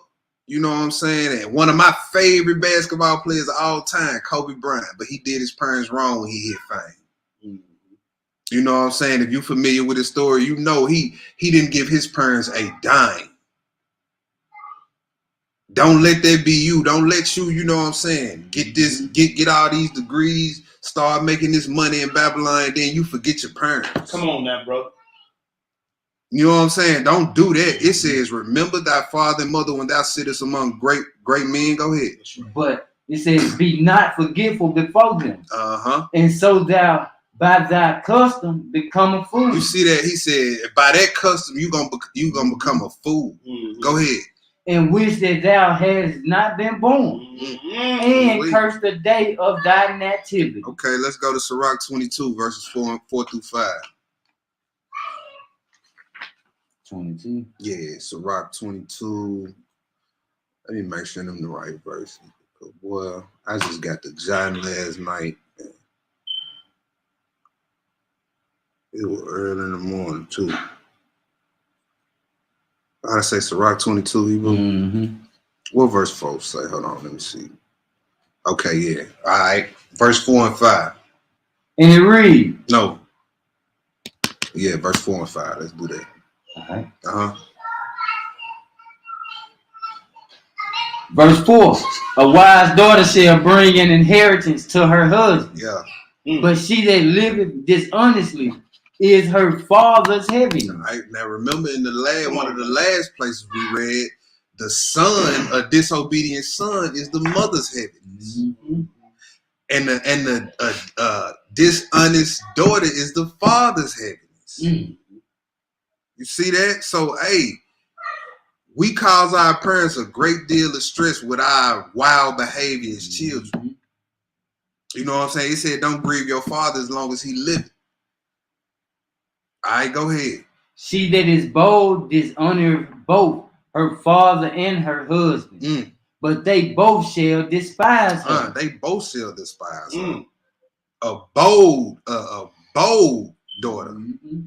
She's just gonna do what she want to do anyway. Hey. Yeah. Dress how she want to dress. Talk how she want to talk. Like you ain't being taught the law at the house. And see, that makes your parents look like they ain't teaching you nothing. No home training. Remember back in the day? Yeah. That make it look like they ain't taught you nothing, and a lot of times that ain't the case. That child is out here doing what the hell they want to do. Mm-hmm. Let's go to the next spot. Sirach, let's go back to Sirach 41, and then we're gonna read verse 17 this time. Well, I sure remember getting a whooping for coming home, and my mom was like, "How you gonna go somewhere and act like I ain't taught you nothing?" Whew. Mm-hmm. You know what I was always scared of? Cause see, I was a class clown, boy.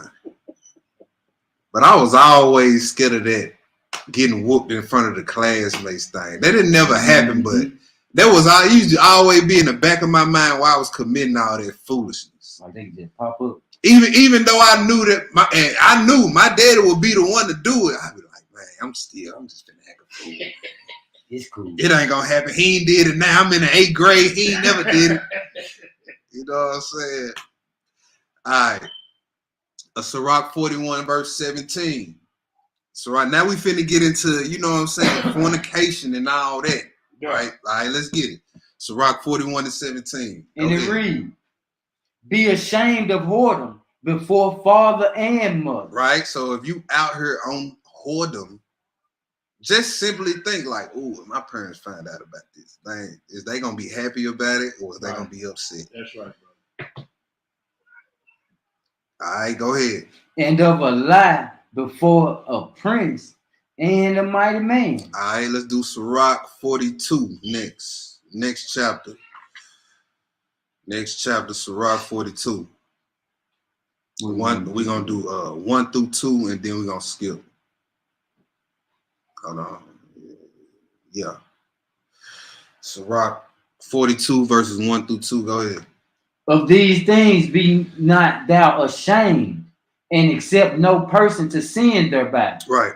Of the law of the Most High, and his covenant, and of judgment to justify the ungodly. Why you go here, young lion? We're here to tell y'all, because I know this something a lot of young people struggle with.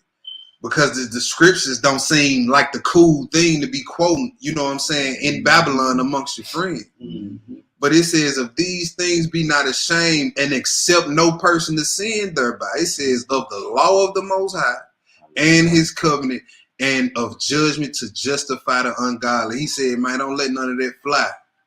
Mm-hmm. Don't let none of that fly. Righteousness is cool. Right? It's the wickedness that's lame. It's the wickedness that getting you killed. Right. That's lame. It's the wickedness that's leaving you with all this mental trauma. That's lame. Yep. Come on now. Mm-hmm. That was in the end of verse 2. That was the end of verse 2. Skip down to 9. And it reads, the father waketh for the daughter. Right. When no man knows. Uh-huh.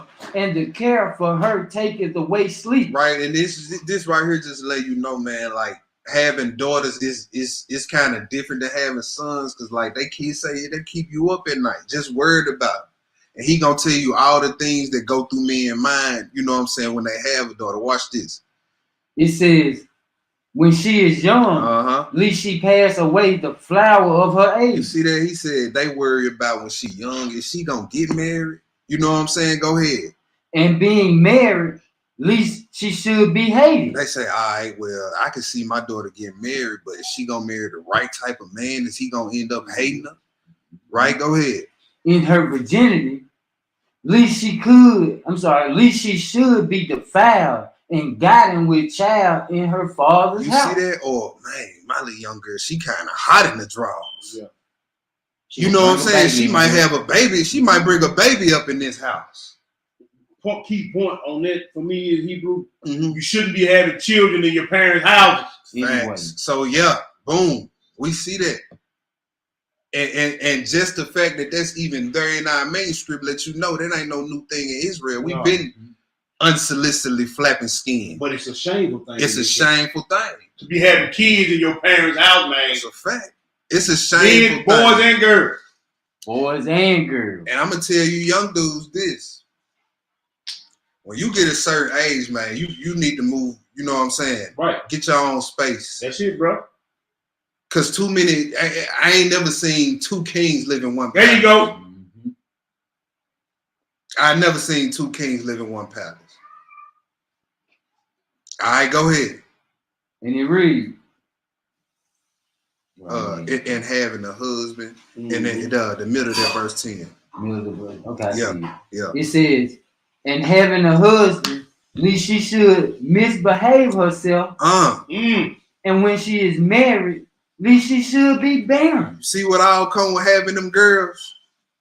So, hey, you gonna have these thoughts as a father. You gonna be up at night worried about them. I think about it all the time. Like, man, I done brought two girls in the world full of predators and a bunch of Negroes that don't mean them no good. Yep. And it's funny, like, you would be sleeping, you would hear your daughter. I wake up if I hear my daughter before I wake up if I hear my son. Yep. Boy, I'm jumping out the bed. Like Jacob said, I'm kicking covers to the ceiling. I hear crying in the middle of the night. Go ahead, Hebrew. Verse 15. Now we at verse 11. Yeah, read that. Yeah, read that 11. It says, keep a sure watch over a shameless daughter. Woo. Lest she make thee a laughing stock to thine enemy, and a byword in the city, and a reproach among the people, and make thee ashamed before the multitude. Come on, See man. that? He said, hey, you supposed to be even more strict if your daughter's shameless. He gonna raise a bunch of whores. Yeah, because that's what they saying about your pops. Like, how much do you care about your father? How much do you honor your father? Because this is what I want the young sister to understand. Young brothers too, but the scripture really speak on it for the women. What y'all do in y'all father's house, it's a direct reflection on his reputation. That's it. Because he the man of that house. And if you out here being shameless and you hot in the drawers and you sleeping with everybody, they gonna say, oh, that man raising whores. Then guess what? They gonna think, oh, she a whore. Let me see what the mama is. Let me try the mama. Right. See, it ain't got nothing. See, that alone should let you know, oh, it's my body. I do. No. Because that's gonna reflect your parents. Either you care about them, or either you honor them or you don't.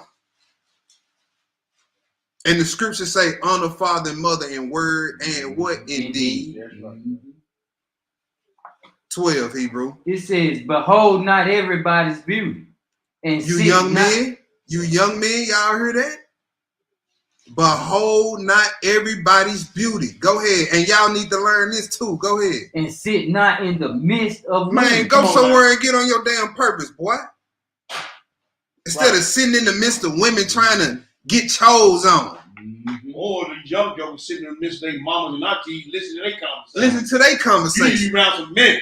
Trying to imitate them. Like the brother said, get out there on your purpose. You sitting around a bunch of women, they popping their jaw, you picking up women ways. Man, look. That's why I was asking about that testament of Benjamin. Yeah. Boy, he go in here. Yeah. Hey, we got to get it together, young bro. We got to get this together. Verse 13. It says, For from garments cometh the moth, and from women wickedness. All right. Sirach, let's go back to Sirach 23. Sirach 23. Where we at on time? Man, you take your time, Hebrew. Take your time. We doing pretty good, actually. Take your time. Sirach 23. This time we're going to pick it up. I believe I want 16. Yes, sir. That's exactly what I want. Pay attention to this, you young bro. Check this out. Check this out. Sirach 23, verse 16. When you get it, go ahead. And it reads, two sorts of men multiply sin, and the third will bring wrath. Woo. One, a hot mind is as a burning fire. All them feminine emotions. That's right. You see that the scripture tell us in Deuteronomy, don't put on that which pertaining to a woman. You thought that was just talking about clothes. Right. That's talking about don't put on woman emotions either. Hey, facts. Mannerisms. These men out here, and then the men out here picking up all the female slang. Like it's just come on, bro. I be hearing Negroes saying, like this something that the women say a lot now. Like say if you had on a muscle shirt or something, right. They'd be like, and a woman to see it nowadays, they say stuff like, "Ooh, it's giving me bodybuilder vibes." You hear men talk like that now. It's giving. They spiritually transgender. We have become spiritually transgender. Men saying what women say, and women saying what men say. When we came up, we didn't even really compliment a man's dress or none of that. None of that. We look good, man. Bro, we'll be like, bro, that's get away from me, boy. You're outside, yeah. We talking about, bro, them shoes, man, them shoes fresh, bro. Negroes just start wearing fanny packs. Then they try to sound hard, man. I got the strap in the fanny pack. Boy, I got the strap in the fanny pack. Nigga, but you got a fanny pack on. Ooh. Drake over here. A few years ago, they were making male rumpers. Mm-hmm. Male rumpers. Well, look how far we done fall. That's crazy, bro. That's crazy. It's crazy. All right, go ahead, Hebrew. It says a hot mind. Pick it up at the top. It says two sort of men multiply sin, and the third will bring wrath. A hot mind is as a burning fire. Right. It will never be quenched till it be consumed. A fornicator. A fornicator in the body of his flesh will never cease till he have kindled a fire. See that? A fornicator in his body will never cease till he have kindled a fire. Now that could be a fire within your own private parts. Mm-hmm. Yep. Yeah. You gonna stop then. That's when you gonna leave off. When you burn. When you wake up at 3:00 in the morning to go for your normal morning pee, and then it feel like it's razor blades coming up out of there. Fiery razor blades. Yeah, you gonna leave off then, ain't you? You gonna cease then, ain't you? Mm-hmm. Verse 17. Verse 17. Right. All bread is sweet to a whoremonger. You see that? He will not leave off till he dies. That's right. A whoremonger will screw anything. And then that's that same predatory behavior we was talking about in the beginning about the word or whatever a woman want to wear. I can dress how I want. Yeah. But you got guys that it's all bread sweet. And he ain't gonna stop till he gets some. Hey, so you sisters, hey man, it is what it is, bro. Like y'all might not like to hear this, but I mean, okay, what's your other choices? Babylon? Okay, I figure so. Go ahead, Aki. Read down to verse 27. All right. Yeah. Verse 18. A man that breaketh wedlock, saying this in his heart, who seeth me? I am compassed about with darkness. The walls cover me, and nobody seeth me. What need I to fear? The Most High will not remember my sins. You see that the man that breaketh wedlock, man, a Negro will sit up and tell you, yeah, man, the scriptures say, man, if you can't contain, you need to marry. Now, this Negro done got married and still can't contain himself. Still can't. And then he's talking about the Most High ain't gonna see his sin. And then they let you know when you deep in that lust like that, look how deceived this man is. He think because it's dark outside, the Lord don't see him. How deceived is that?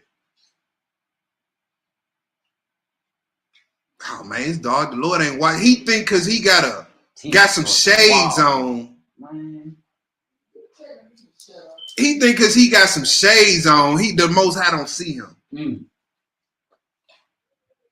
Right? He think he got the trench coat pulled over his face and got the Mr. Potato Head mustache on and got the little hat on. Everything. Oh man, the Lord don't see me. Go ahead, bro. It says, such a man only feareth the eyes of men, and knoweth not that the eyes of the Lord are 10,000 times brighter than the sun, beholding all the ways of men and considering the most secret parts. He knew all things, he know all things forever, that they were created. So also after they were perfected, he looked upon them all.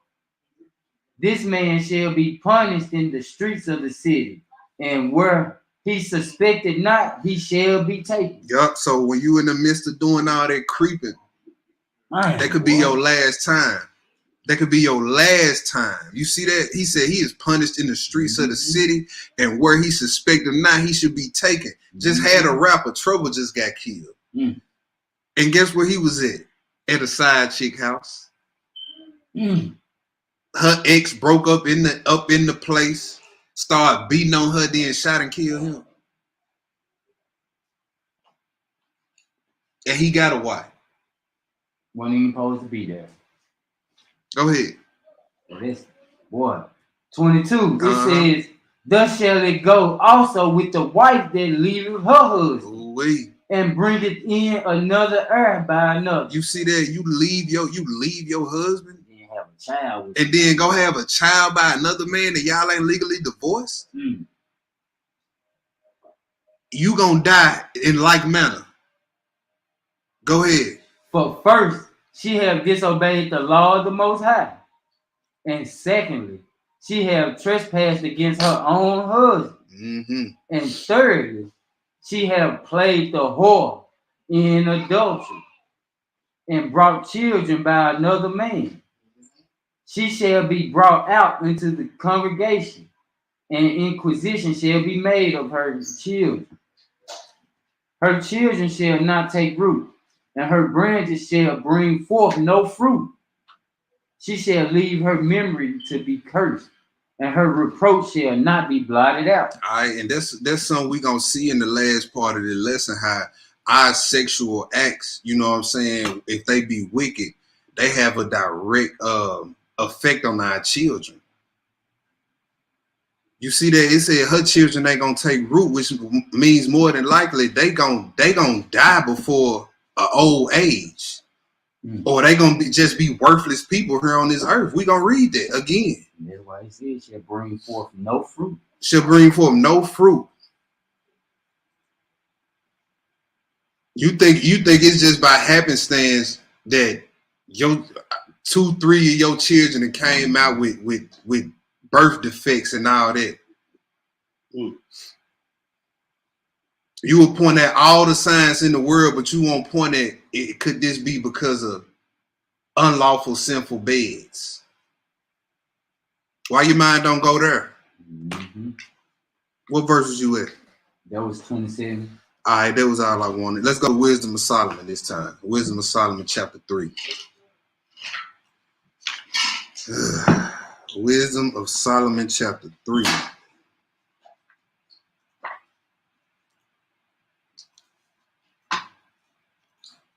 I'm going to pick this up at verse 10.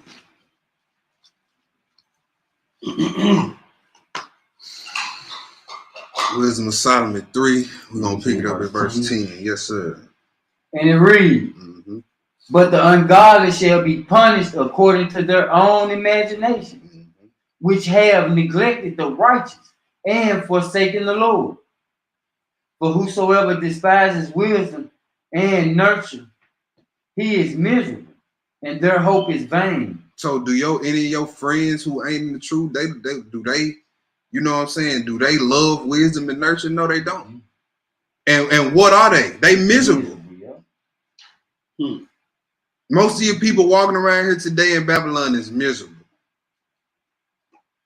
Right? Go ahead. And their hope is vain. Their labors unfruitful and their works unprofitable. Uh-huh. Their wives are foolish and their children wicked. Mm-hmm. Their offspring is cursed. Mm. Wherefore blessed is the barren that is undefiled, which have not known the sinful bed. See, it's two types of beds the scripture speak of. The one that's honorable, and then this one right here. Which one you been laying in? He says, blessed is the barren, or the one that can't have children, that is undefiled, that is not defiled by fornication. She better if she had not known the sinful bed, even though she can't have children, right? Go ahead. She shall have fruit in the visitation of souls. 14. Right. And blessed is the eunuch, which The eunuch, which with his hands have wrought no iniquity, nor imagine wicked things against God. For unto him shall be given the special gift of faith and an inheritance in the temple of the Lord, more acceptable to his mind. Yeah. For glorious is the fruit of good laborers, and the root of wisdom shall never fall away. 16. As for the children of adulterers, they shall not come to their perfection. Woo. And the seed of an unrighteous bed shall be rooted out. Hey, prime example, look at David. What happened to that baby? Yep. Right, man. And he told him, you can stop crying and get up. Hey, it was the 8th day it was the time for that baby to come into this thing, get circumcised. Most High iced him. Nope, he can't come in here like that. Not from a bed of adultery. He can't. And a lot of children that's come out of these adult relationships, they may not die or have what you call birth defect, right? But you never enjoy them. You never enjoy them, and we gonna see. We finna keep reading. Go ahead. So if you want to sleep around outside of wedlock and all that, okay, go ahead. We finna read what's gonna happen to your child. We just said they're not gonna have it come to their perfection. They're gonna be rooted out. Go ahead. 17. But though they live long, yet shall they be nothing regarded. They're gonna be nobodies. Nobodies. Go ahead. And as their last age shall be without honor. And when they get old, ain't nobody gonna give a damn about it. So look, that's what I'm saying. You ain't gonna enjoy them, and ain't nobody else gonna enjoy them. But it's get out there and have fun, huh? And that's what we teaching our children every day. Live your best life. Girl, have fun while you in college. Having fun in college means eating, drinking, sleeping, and doing drugs. And having sex. That's what having fun in college was. That's what you telling your children when you send them off college. Live your best life and have a good time. That means doing drugs, sleeping around, and coming home with all kind of trauma and babies. Yeah. That's what you telling your children to do. Live your best life. Have fun. You only go around once. Grab all the dust. Oh.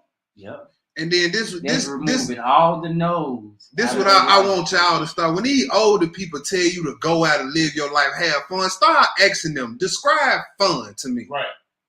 Because they went out and had fun, and that's how you came about. Yeah.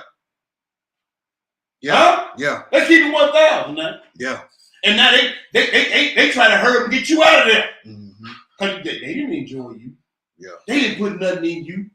See, the ones who had children that was born out of wedlock, man, they poured into their children, and poured into their children, and poured into their children. But the ones that's ready to get you up out the house, you understand what I'm saying? Yeah. Yeah. See, that's what you got to look at. Man, a lot of these parents down there lost their mind when they heard we had to be locked down in the house with our children. Yeah, man. They down there lost their mind. A lot of kids got abused and a lot of And I bet majority of the days, a lot of them just put a tablet in front of their face. All right, y'all, leave me alone. Yep. Instead of taking that time and pouring into the scriptures, spending quality time with them and showing them some love. Hey, man, it was a curse to them.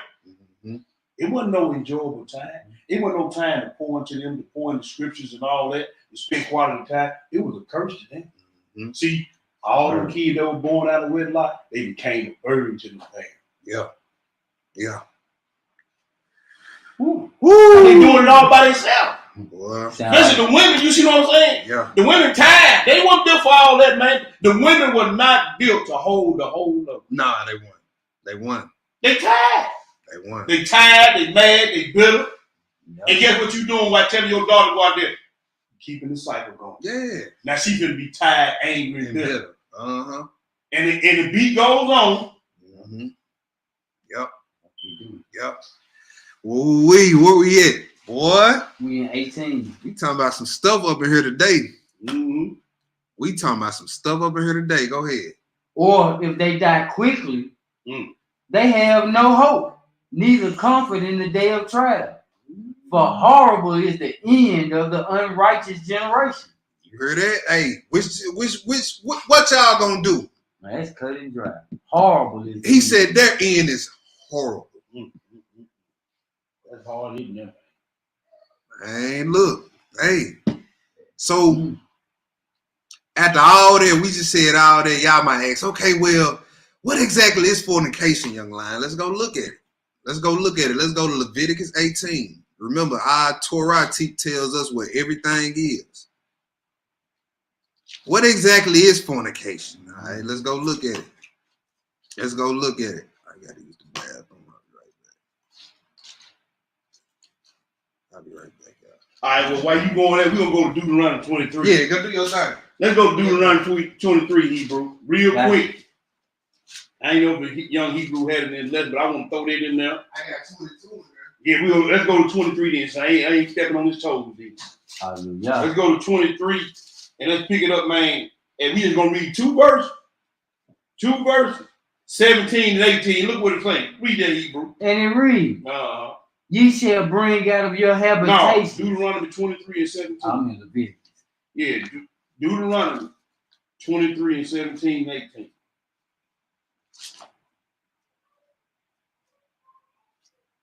Deuteronomy 17. No, 23 and 17. 23 and 17. Yeah? Yep. All right, 17 and 18. There shall be no whore of the daughters of Israel, nor a sodomite of the sons of Israel. Thou shalt not bring the hire of a whore, or the prince or the price of a dog into the house of the Lord thy God for any value.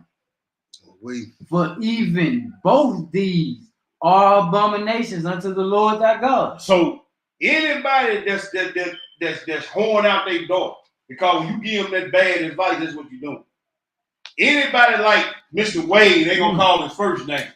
Then turn his son into a son. Now I'm gonna say this right here, and I'm gonna turn it back over to the young group. That boy just automatically come out the closet like that. Somebody been fumbling with that boy. Been fumbling with it. Probably was his daddy was been fumbling with it. Because somebody was fumbling with the daddy because he act like he that way. This is an abominable behavior amongst Israelites. And anybody that condone it to say, well, it ain't got nothing to do with me. Anybody that hang around your gay family members, anybody that accept that gayness in your house, it's an abomination before the Most High. And he said you should not have a whore. Y'all girl run out the house with all their clothes run up their rear end in between their legs. Now you got the boys running out the house with their clothes up between their rear ends. Talking about some hoochie daddy. Yeah, hoochie daddy shorts. Look, bro, read that last verse again. I have never heard that. Yeah, read that last 18 again, man. I'm gonna give it back to y'all. It says, thou shalt not bring the heir of a whore, the hire of a whore, or the price of a dog into the house of the Lord. A homosexual man. So there it is right there. And you bring it, and then look, a lot of y'all know, and y'all bring them to the class. Y'all know they into it, y'all bring them to the class. All praise. Go ahead, Hebrew. Into the house. What it say, Hebrew? Don't bring this into the house of the Lord thy God. And don't bring it in my house either. It better not. It says, both of these are abominations to the Lord. All right. There was Deuteronomy 23. What verses was that? 17, 18. 17, 18. All right, verses. Write that down. Add that in there. Let's go to Leviticus. Let's go to Leviticus chapter 18. Let's find out what fornication is. All right, and you know what I'm saying, just to give you a quick little overview of what fornication is, look at it this way. You got fornication as the tree, and then you got branches that come off this tree. The branches is adultery, bestiality, promiscuity, incest, stuff like all those are forms of fornication. That's right. All right, so that's how you look at fornication right there. It's a tree with many branches. Yes, sir. Yes, sir. And these are all, you know what I'm saying, unlawful sexual relations in Leviticus 18. So if you want to know what you can and can't do sexually, read Leviticus 18. All right, and other scriptures that, you know, speak on, you know, sexual morality and immorality. Pick it up at verse 1. Read 1 through 11. Then we're going to skip. All right. Yeah. And it read, and the Lord spoke unto Moses, saying, speak unto the children of Israel, and say unto them, I am the Lord your God. After the doings of the land of Egypt, wherein you dwelt, shall you not do. And after the doings of the land of Canaan, whither I bring you, shall you not do. Neither shall you walk in their ordinances. You shall do my judgments, and keep my ordinance, to walk therein. I am the Lord your God. You shall therefore keep my statutes and my judgments, which if a man do, he shall live in them. I am the Lord. Yeah. None of you shall approach to any that is near of kin to him, to uncover their nakedness. See that? Near your kin, that's off limits. To uncover their nakedness, that's a euphemism for uncovering their genitals. That's basically what they mean when you read uncover their nakedness. All right, go ahead. It says, I am the Lord. The nakedness of thy father, or the nakedness of thy mother. That's sick. Go ahead. Shalt thou not uncover. She is thy mother. Thou shalt not uncover her nakedness. Yeah. The nakedness of thy father's wife shalt thou not uncover. That ain't my real mama. It's my stepmom. You wicked. It is thy father's nakedness. Right. Go ahead. The nakedness of thy sister. The daughter of thy father or daughter of thy mother. All right. Go ahead. Whether she be born at home or born abroad. Even their nakedness thou shalt not uncover. Right. The nakedness of thy son's daughter or of thy daughter's daughter. Even their nakedness shalt thou not uncover. For theirs is thine own nakedness. The nakedness of thy father's wife's daughter, begotten of thy father, she is thy sister. Thou shalt not uncover her nakedness. What verse you at? That's 11 right there. Skip down to 19. Read 19 through 24. And it reads, also, thou shalt not approach unto a woman to uncover her nakedness, as long as she is put apart for her uncleanness. That's huge in 2022. That's a form of fornication, young men. Trying to get the red carpet treatment. They say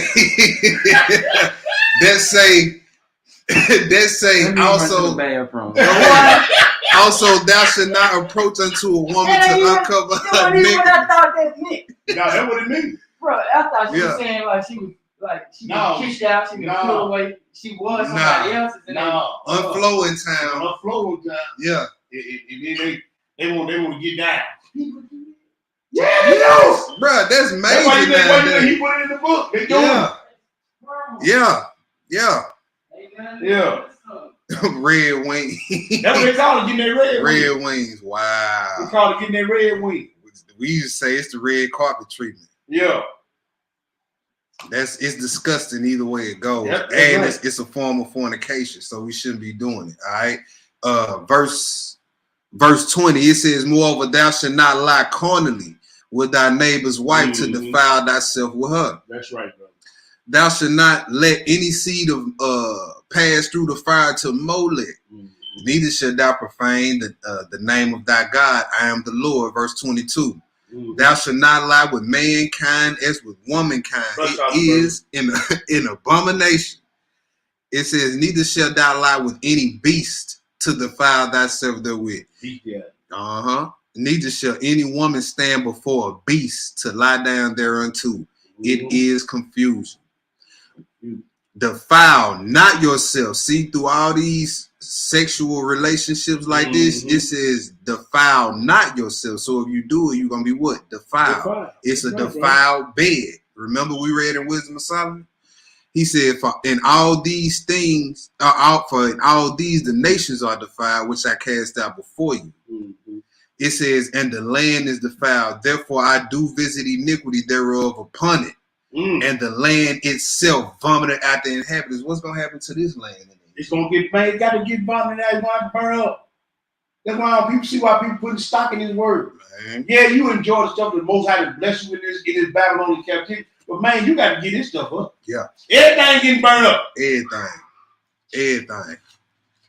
Well, next spot we in, family, we going to 1 Corinthians 5 next, Hebrew. All right. 1 Corinthians 5. Well, it ain't nothing new under the sun. He said don't even lay with animals, and you got people around here in 2,000 something laying with horses and dogs.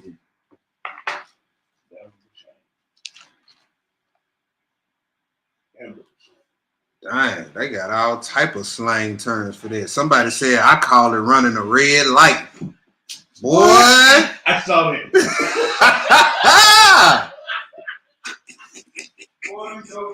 Boy. Oh man. He said running a red light, boy. I'm gonna look at red lights differently from now on, man. Like you just messed my mind up. Bro, that's no longer just a traffic violation to me, man. What in the world? Hey, Hebrew, we gonna do 1 Corinthians 5. I'm looking for some, so I'm gonna give you all love. All right. Do 1 Corinthians 5, 1 through 2. Then when you get done with that, skip down to read 9 through 11. 1 Corinthians 5. You said 1 through 1 through 2. Then skip down to do 9 through 11. Gotcha. Yeah. And it reads, it is reported commonly that there is fornication among you, and such fornication as is not so much as named amongst the Gentiles. All right, so he said it's fornication. It's fornication going on. Remember what I said? How fornication is the tree, and then you got different branches that branch off: adultery, incest, the running the red lights. The red light special, whatever y'all want, red wings, whatever y'all want to call it. You know what I'm saying? All right, so now Paul here, he's saying, look, it's some fornication going on. Let's see what type of fornication it was. Go ahead, bro. It says that this is fornication was not even named amongst the Gentiles. That one should have his father's wife, and ye are puffed up and have not rather mourned that he that have done this deed might be taken away from you. All right, skip down to verse 9. So y'all see, it backs up what we were saying about fornication. Incest. So he said it was fornication going on, but he named what something we read in Leviticus 18. Which was uncovering the father's nakedness. Facts. Incest. He slept with his stepmom. And you know how they ain't being shameful. Can we see that today? Yeah, I was just going to point that out, how like the Red Wings, folks happy to be pilots and ain't floating not one plane. You know what I'm saying? Boy. I'm tripping off these names, though. Boy. I ain't never, boy. Skip down to verse 9. And it reads, I wrote unto you in an epistle not to company with fornicators, yet not altogether with the fornicators of this world, or with covetous, or extortioners, or with idolaters. For then must you needs go out of the world. What'd I say? You said 9. I said 9 through 11. Yeah. Keep reading. Okay. Yeah, read 10 and 11. I got lost. I had a brain fart. I'm in 11. And it says, but now I have written unto you not to keep company if any man that is called a brother be a fornicator. You know what? That ain't what I want. I'm looking at what I want, and I'm telling you to read something different. So that's my fault. First Corinthians 6:9-11. I'm sure, like, what's wrong? What's He like, that ain't what I'm that ain't reading. yeah. I mean, that's good because it go along with what we saying, but Right. that ain't. And I'm sitting here looking at it, but I'm telling you to read 1 Corinthians 5 while I'm looking at 1 Corinthians 6. That's crazy. Hallelujah, but it's lining up. Though. Yes, sir. All right, so 1 Corinthians 6:9-11, Hebrew, my bad. And it reads, Yeah. know ye not that the unrighteous shall not inherit the kingdom of God? Uh-huh. Be not deceived, neither fornicators, nor idolaters, nor adulterers, nor effeminate, nor abusers of themselves with mankind, Uh-huh. nor themselves, nor covetous, nor drunkards, nor revelers, Uh-huh. nor extortioners shall inherit the kingdom of God. Verse 11. And such were some of you. All right, so boom. You see what he said? Look at the list he named off. At first, he said some of y'all was fornicators. Some of y'all was adulterers, idolaters, and some of y'all was some feminine men. Feminine men, yeah. But look, they got their act together. So let's say, well, young lion, I'm a young Hebrew. I lost my virginity early. Hebrew. We have new life in the Messiah. Get on your good foot. Stay on your good foot. Don't return back to your lust. All praises. Well, brother, I've been running through women since I was 13. Well, brother, we have new life in Christ. Get yourself together. Don't return back to your lust. I'm happy you turned your life around. Just keep at it. Because Paul talking to some former fornicators. He talking to some former 65 men. He like, look, some of y'all was this. And what they got to understand is that we just read that when you turn from these things in this type of world, you make yourself a prey. A prey. So you got to be ready for the battle. Yep. You got to be ready to remain, turn from this sin. That's right. That's right. That's right. This is what I wanted right here. I knew I was tweaking. Yeah, go ahead. It says, but you are washed, but you are sanctified, but you are justified in the name of the Lord Jesus by the Spirit of our God. All right, that was it. That was it. Let's go to Jude. Let's go to Jude. It's only one chapter. And right here, what we about to look at right here, we're about to see how the scripture again, backs up what we were saying about fornication. Right here is about to call sodomy fornication. We're just about to look at that real quick. You know what I'm saying? Look, we know we made mistakes, you know what I'm saying, and then got out there and started having sex when we was young because we didn't have this growing up. We had people that would tell us right from wrong, but this is the true right from wrong right here. You know what I'm saying? This true discretion right here. A lot of us just didn't have that growing up. So we got out here, everything, a lot of stuff was just trial and error for a lot of us.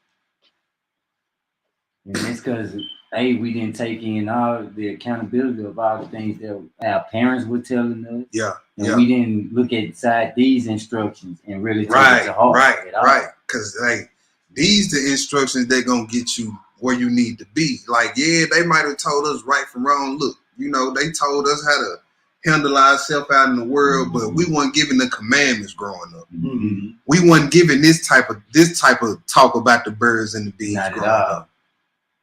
You know what I'm saying? So let's get into it. Jude chapter 1, only one chapter. Read verse 7. Just read verse 7.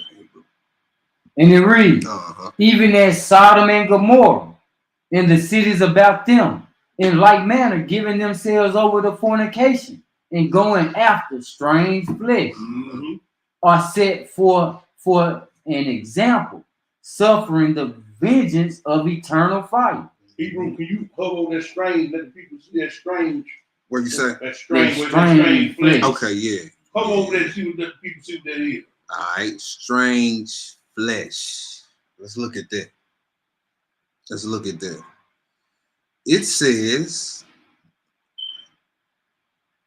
let's look at this first right here. Okay.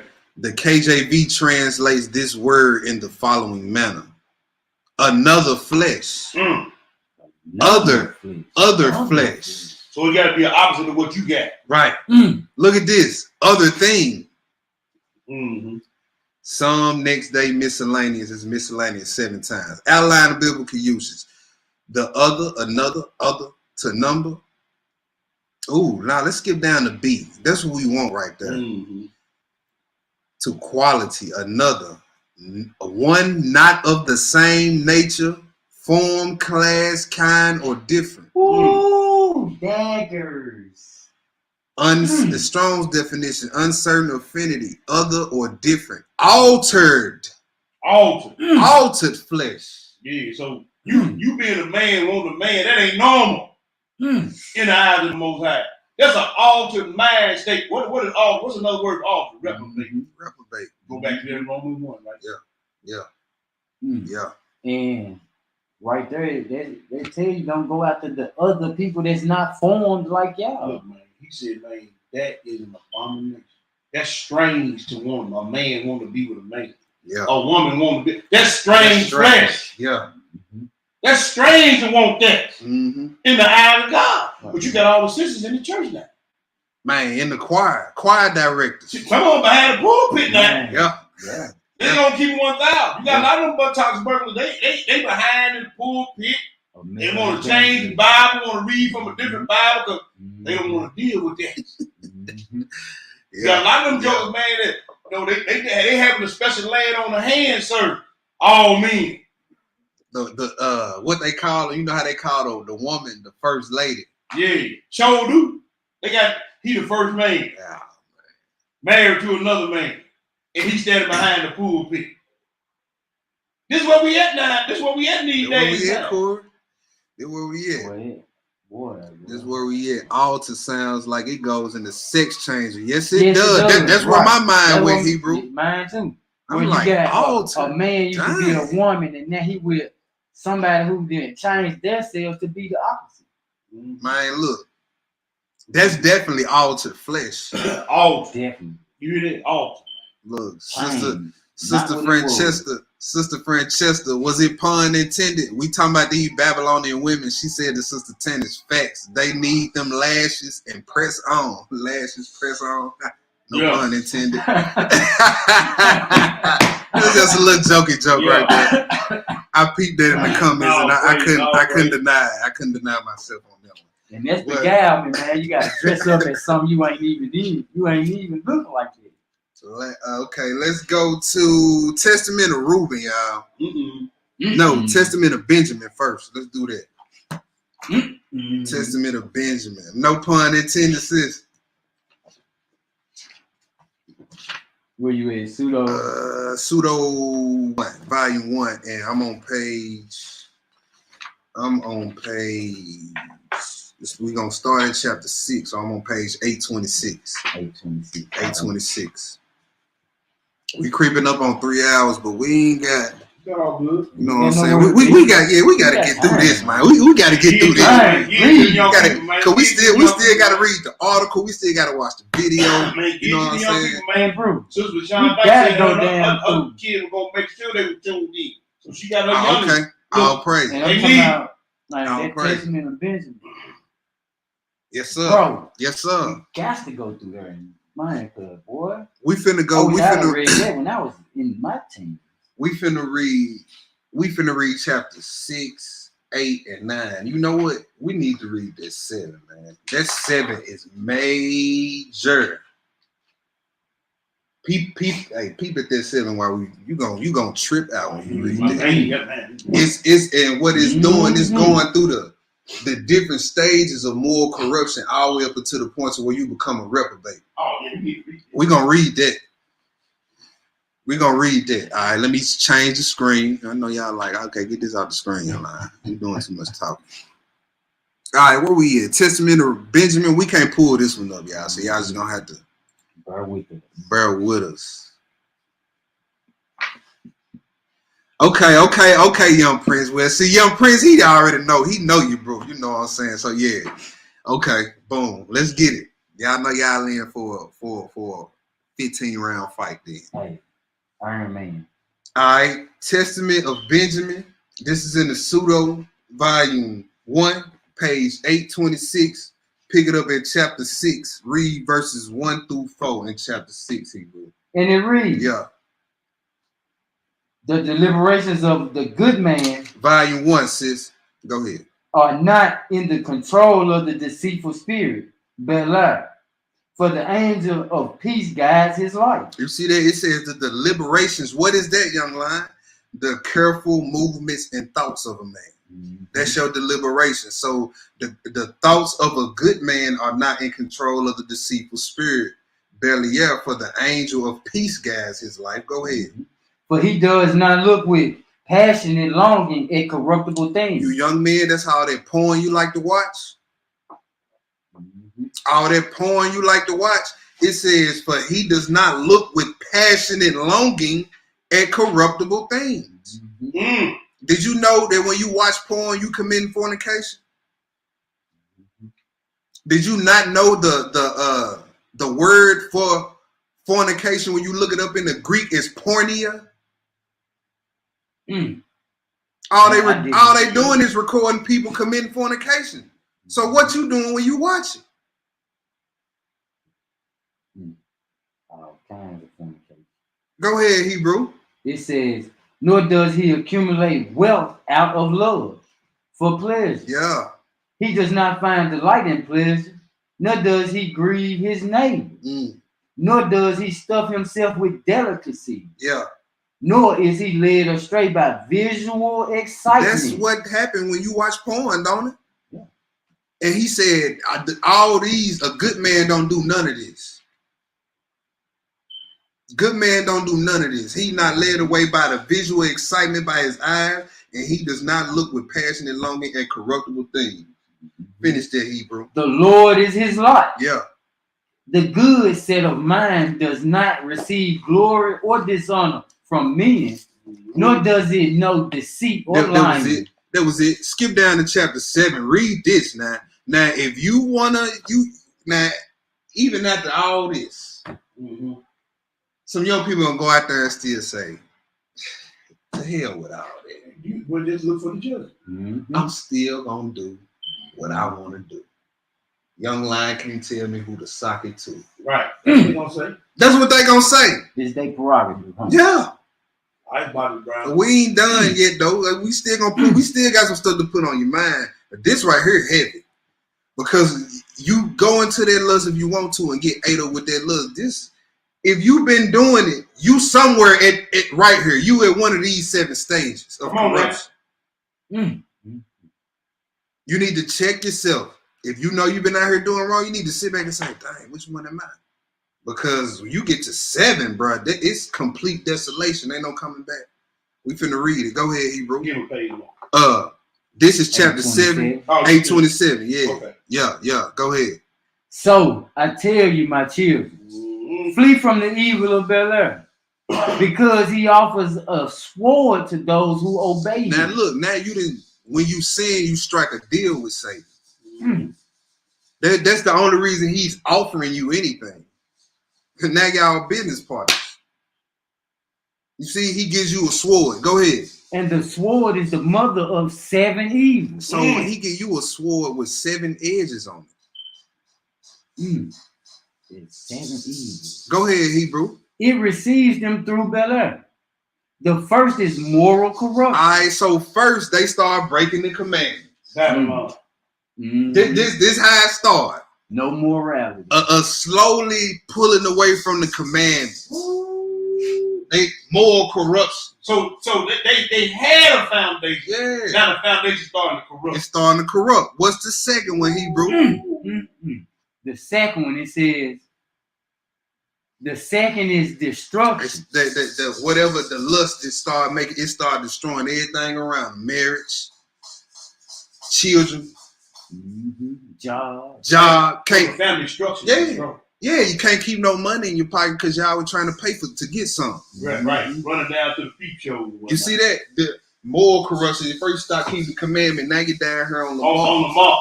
Down on the mark. Yeah. Go ahead, Hebrew.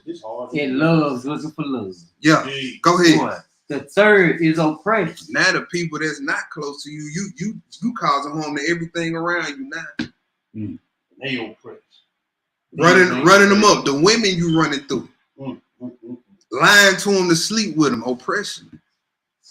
And there's something else that, and you brothers wonder why them child support people be tearing your mouth out. It's because the scripture gave us a warning that a lot of our young brothers don't. We don't think about it like this. When the scriptures say, "Don't do the fatherless wrong," that's what it means. Most of our women are what? Father. And what we doing to them? And And he said, when they cry out, what's gonna happen? I heard him. So when we run through these women and leave them high and dry with babies and they cry out, what happened? He turn you over to these crackers. It's gonna happen every time. Boy, cause he heard them when they crying out. Yes, sir. He got to drop the hammer. Go ahead, Hebrew. So now you stop keeping the commandment. Then you start destroying everything close around you. Then you just oppressing everybody that you run across now. Go ahead, Hebrew. The fourth is captivity. Now you in complete full slavery of whatever that lust is or whatever got you. And incarcerated. Let's look at it from that perspective. And you incarcerated. You down on the mall because you done went down the rabbit hole. You didn't know you were talking to an undercover detective. Now you got that on your jacket. Now public shame. Now yeah. Hey, Bruce going to the gas station, get some coffee, and look at the Just Busted. You right there, soliciting prostitutes. Young lion. Ooh. Come on now. He on the mug. They on the mug side trying to hide. No, ain't no hide. They gonna make sure they get a good picture on Just Busted. You gonna get a clear shot on Just Busted. Man, look. Just Busted, your face be right there on the front page. Yes. Ain't no hide. Look, I guarantee you, every time you go get a Just Busted, you gonna see somebody in there you know. Man, I done seen some of my old family members in there. Walking around the station, see my family member right there. You gonna see somebody you know that Just Busted, boy. I mean, I stand in line and be flipping. Yeah. All right, so now it was the first moral corruption, the second is destruction, the third is oppression, the fourth is captivity, the fifth is what? The fifth is want. Now you're lacking. You ain't got nothing. And you already got the Most High slowly taking away from you. Slowly take. See, look, you almost up out of here. You on the fifth stage. Look, and then you in want, right? Mm-hmm. You can't go to work because they took your driver's license because you didn't pay your child support, but you can't get to work. Now what you gonna do? Now guess what? And you ain't got no money. You ain't got no money, so they put you right back in jail. So do. Now the cycle continues. Yeah. Now you in jail. Ain't got nowhere to stay. Bills, lights turned off. Man, credit going bad. Man, they took your main license and everything. Dang. Then when your income tax come around, they snatch that. Oh, they taking income tax? Yeah, they take income tax. Yeah. They snatch that. The whole thing. Oh, depending on how far you behind. They snatching that. You won't see none of it. They snatching that. All the child income tax shit. That sounds like that'll be some relief they at least give you. I thought you just bond once a year. You gonna use your income tax check to get your license back, but they take the income tax shit. Oh man. Yeah. Oh man. So y'all just keep running through the dollars as I got. Since you ain't never heard of the Just Busted newspaper, they sell it at the gas station. Go to the gas station early in the morning. They be sitting right there on the counter. I promise you. They be sitting right there on the counter since Just Busted, or just ask the dude or whoever behind it. You got Just Busted paper. It's free, ain't it? Yeah. It's free, yeah, it's free. Yeah. Yep. I know I've seen my family members on Just Busted. Man, I done seen so many classmates and co-workers in that joint. All right, so we on want. All right, let's go to the sixth one. Hebrew, what the sixth one say? The sixth is turmoil. All hell breaking loose now. Bodily ailments, Yes, STDs. Going and coming, coming and going. Going and coming, coming and going. You know what I'm saying? That thing said turmoil, bro. Mental turmoil. That's unresting. That's never ceasing, man. It ain't nothing like when your mind is disarray. Yeah. You can't even formulate a plan to try to help yourself get out of it. Okay. You can't pray. You know what I'm saying? Because sin make cows out of me. When you got that mental turmoil, man, you can't get right. You can't do nothing. That's what we used to call can't get right. Yeah. I don't care what you do, you can't get right. Yeah. Just like if you familiar with old Ben Simmons that played for the Knicks. When he left Philadelphia, his whole team publicly threw him under the bus, and that messed his mind up. Right. He ain't been right since. He ain't been right since. Man in turmoil. He can't get right. back on the court. Can't get right. What we used to call can't get right. First round draft pick, got all this talent, all-star player, but his mind messed up. Yep. Man is terrible. Yup. That 7 one. Read that 7 one. The 7 is desolation. Hey, that thing, you didn't let it destroy. You didn't let it destroy you now. Complete utter destruction. Desolation means ain't no coming back. Ain't no coming back. Cause he said, "Hey, Jerusalem gonna be desolate." Didn't he? Yeah. He said, "Ain't gonna be one stone left upon." Yeah. That's total tear down. Yeah. It's the same thing as perdition. Yeah. The same thing with that Judas. It said Judas entered in perdition. So did, bro. I mean, it's no turning back for you. It's over with. So if you in some lust and you let it ride you for too long, it ain't no turning back at some point. Right there, Ain't no turn. Finish that on out though, Hebrew. It is for the reason that Cain was handed over by God for 7 punishments. For in every 100th year, the Lord brought upon him one plague. He said every 100 years the Lord brought upon him one plague. Come on now. Go ahead, Hebrew. When he was 200 years old, suffering began, and in his 900th year, he was deprived of life. Yeah, desolation. Go ahead. For he was condemned on account of Abel, his brother, as result of all his evil deeds. But Lamech was condemned by 70 times 7. Yeah. Until eternity. Those who are like Cain in their moral corruption. In their what? In their moral corruption and hatred of brothers. Come on now. Shall be punished with similar judgment. Now, what about that envy now? Yeah. What about that hate, that jealousy now? You need to check and see where you at in these 7 steps. Woo. See, we know the story of Cain, but he just put in a different light on that thing. So did. What about that envy and jealousy now that lead to that moral corruption? Did he say sin gonna reign over you? Yep. Man, this right here, you gonna be utterly destroyed. And he got what? He gonna slow death. So this what was waiting at the door? He gonna slow death. Woo! He ain't gonna kill you right. He gonna slow death. He said every 100 years he put some on that boy. So every 10 years within that 70 years that he promised you, woo! He gonna slow death you, man. Woo! He gonna slow death you, man. Ooh wee. Chapter 8, Hebrew. It's getting good now. Hold on, bro. That was too much for you. Because all I keep hearing is what he said to Cain was, if you do good, thank you. Would you not be accepted? Thank you. But if you do wickedly or bad, what wait at the door? Sin lied at the door. And then he said, bro, that's heavy. That's heavy. So you want to go on in that lust if you want to, young Shivu, young Hebrew. Please, I hope you have a different perspective to look at this through. It's a sword with 7 edges waiting on thou. On the other side. Go ahead. Chapter 8. And it reads, yeah. But you, my children, run from evil, corruption, and hatred of brothers. Cling to goodness and love. For the person with a mind that is pure with love does not look on a woman for the purpose of having sexual relations. You see that? So when you see our women, don't just think, yeah, man, I'm finna smash that. That's not how our men, that's not how the ancient righteous men looked at women of Israel. That ain't how we looked at women of Israel. It's just sex objects. Right, go ahead. Babylon tell you to look at them too. That's how Babylon tell you to look at them. Go ahead. He has no pollution in his heart. Because upon him is resting the spirit of Yah.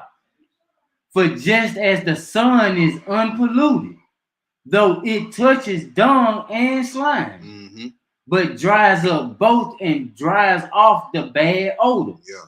So also the pure mind, so involved with the corruptions of earth, edifies instead, and is not itself corrupt. All right, chapter 9. Read but in chapter 9, Hebrew, read verses 1 and 2. 1 and 2. Yeah, just read verses 1 and 2. It says, from the words of Enoch the righteous, I tell you that you will be sexually promiscuous. You will be what? You will be sexually promiscuous. Go ahead. Like the promiscuity of the Sodomites. Ooh. And will perish with few exceptions. You shall resume your actions with loose women. What? You shall resume your actions with loose women. He said, hey, y'all gonna be promiscuous like the Sodomites. And he said, you shall resume your actions with loose women. Letting you know that the women in the latter times are gonna be loose. Let's look at what promiscuous means. You know what I'm saying? Let's see how. I know I need to blow that up just a little bit. I want y'all to see this big and bold. Y'all see that? It should be looking at you right there in the face. Promiscuous. Look at that. It says having or characterized by many transient sexual relationships. Body count. Demonstrating or implying undiscriminating or unselective approach. Indiscriminate or casual. So in other words, casual sex. We finna talk about this. Main thing Babylon promoting that. Casual sex. Yeah. We finna talk about it though. We finna talk about it. You finished that Hebrew? That chapter 9? That 1 through 2? I believe so. Where you wanted me to stop? Because I stopped at loose women of the kingdom. Where it says stop at forthwith. Okay. Yeah. No, but didn't they have a song out Promiscuous Girl? Promiscuous Girl. Nelly Retardo. Really Nelly Furtado. But we call her Nelly Retardo and Timberland. Yeah, that's what girl name. Yeah. See how they just come out and that fly past like a bullet now when you ain't in this truth. But it's opening up portals though. Because you be saying they be right. And then it's a catchy song now. It's a catchy song. Y'all know that song Promiscuous Girl. Promiscuous girl, you teasing me. See how they doing? You know what See how they making our daughters. You see they program them. Chanting. There ain't nothing but chants over beats. Yep, that's all. Yeah. Oh, it's cold. Yeah, you finished that. It says, go ahead. You shall resume your actions with loose women, and the kingdom of the Lord will not be among you, for he will take it away forthwith. All right, let's go. I want to do this testament of ruling. Let me see. Let's see. I flipped the page. Let's see what I want to do. Testament of ruling. I need to hit this, but it's going. I want to get to these. I want to get to these articles and this. Let's get to these articles, man, and we had to come back to this testament of ruling. All right, I'm finna pull up an article real quick. Let's pull up a video first. Let's pull up a video, and if YouTube flags this because we using YouTube video, oh well. It's all right. We gonna be all right. Oh well. All right. Now. The title of this video is called Racism, Eugenics, and Hatred. The truth behind Planned Parenthood, found a Margaret Sanger. All right, so this is about Planned Parenthood. We all know, that came with abortions and all that. I ain't toward the Hebrew Israelites. And then this is my thing, right? A lot of people want to make the claim, well, it started off like that, and now it's just to help. Okay, how? How does it help women? You know what I'm saying? You can't bring nothing clean out. I was just about to say that. It's just like when you take these so-called holidays. They didn't repaint them here in 2022 to be something else. But we know when we trace them back to the origin, it's some sick. Right. It's the same thing with this Planned Parenthood. It ain't never been nothing good to come up out of this. And over the years, what you've seen is they done tried to repaint the history of this woman, repaint the history of Planned Parenthood to make it seem like it's helping. Under the guise of giving woman right back to her body.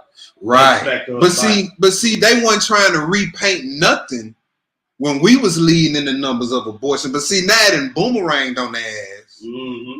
And it's a little messy now. Yeah. Leading the numbers down there going to get the abortions now. And with everything. The fentanyl, everything. It boomerang back on. And now they want to repaint the narrative on what Planned Parenthood was. Yeah. I bet you do. But ain't none of them Planned Parenthood abortion clinics in their neighborhood. So like, Ain't in their neighborhood. The blood banks ain't in their neighborhood. how you turn this volume up on this laptop? Is it all video? Which later became Planned Parenthood, Margaret Sanger was no doubt a controversial figure with disturbing views on eugenics, Can y'all hear race, that, family? and population control. While some argue she even wanted to exterminate the black race, others are trying to erase that part of her past. The Mike Wallace interview. In the eyes of some, Margaret Sanger has been a heroine. In the eyes of others, she's been a destructive force. In her own words, Sanger pushed for a society that limited births to those she deemed fit to have children. I think the greatest sin in the world is bringing children into the world that have disease from their parents, that have no chance in the world to be a human being, practically. Delinquents, prisoners, all sorts of things just mocked when they're born. In 1916, Sanger opened the country's first birth control clinic. As a member of the American Eugenics Society, she advocated improving the genetic composition of humans through controlled reproduction of different races and classes. She often wrote about the issue in the journal she founded, called the Birth Control Review. In 1919, writing, I personally believe in the sterilization of the feeble-minded, the insane, and the syphilitic. Okay, The most let's stop it urgent right problem there. today is how to live. Okay, she talking in code. We know Right. we know who you talking about. Yeah. Right. Yeah, you seen the picture on the thing when they Yeah. was on. Right. We know who you talking about. You seen the little black boy sitting up there eating that water, Yeah. with them rags on. Yeah. She say he's gonna be marked from birth to be a criminal scoundrel. The or most whatever. syphilitic. Now Who do they inject with syphilis? Who do they inject with syphilis? come on now. And what is 3/5 of a human? Yeah, you Because consider you're evil three- minded. Yeah. So we all know who you talking about, you heathen. Limit and Stop talking in discourage the code. over-fertility of the mentally and physically defective. many point to a 1923 New York Times interview as proof of Sanger's racist motives, in which she referred to people as weeds, saying, It means the release and cultivation of the better racial elements in our society and the gradual suppression, elimination, and eventual extirpation of defective stocks, those human weeds which threaten the blooming of the finest flowers of American civilization. Hayden All right, Ludwig, so an investigative now that we all know who she talking about, we didn't Right. establish that point. You see what Yeah. she called you? Human weed. Human weeds. This is the woman who created Planned Parenthood. Right. Came up with the prophylactic and the birth control people. Yeah. This is who she is. Mm. To keep you human weeds from reproducing.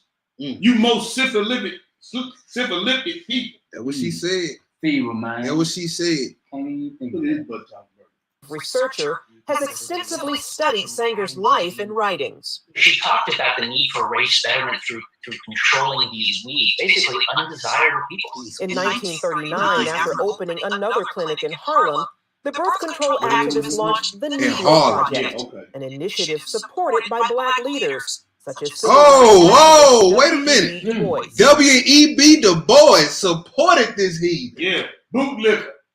Bootleg. So just like we always seen, the crackers come out with a regimen. They get the spiritual leaders on board. Our spiritual leaders on board. They look at them. W. This the same joke that did in Marcus Garvey. Yep. But they put him up in Black history like he's somebody good. Yeah, like So he- do. right. So do. You're a sellout. He got the bootlicker mustache though. Boy, Look I'm at him. talking about turned up. Who you think he is, Frenchie? Man, I don't know who you Critics think he claim is. the program used a pretense of better health and family planning W.E. for poor blacks in the bootlicker. South Yeah. as an attempt to limit the black race. Ludwig says some on the left grapple with Sanger's past and how to interpret her legacy. They know when she writes about human weeds, they Is she know that related to it's Bill Gates? repulsive. They know it's disgusting. The left will never abandon Margaret Sanger. because if they do, she's the foundation of so many of their views. Sanger once shared her vision for a preferred race at a women's branch of the Ku Klux Klan, writing in her autobiography, Always, to me, any aroused group was a good group.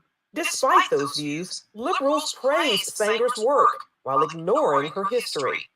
I admire Margaret Sanger enormously. Her courage, her tenacity, her vision. I am really in awe of her. Ryan Baumberger, founder of the You know who Radiance said that, Foundation, though? says abortion Hillary proponents Clinton. are working Yeah, to Hillary clean Clinton up said Sanger's that. past and what she stood for. They have to reinvent her every time they talk about her in order to justify their celebration of her. Former Planned Parenthood Director Abby Johnson says those inside the abortion industry are trained to overlook Sanger's racist views. They give you an answer like, well, I mean, yes, Margaret Sanger was a racist, but everybody was a racist back then. You accept it because she is your hero.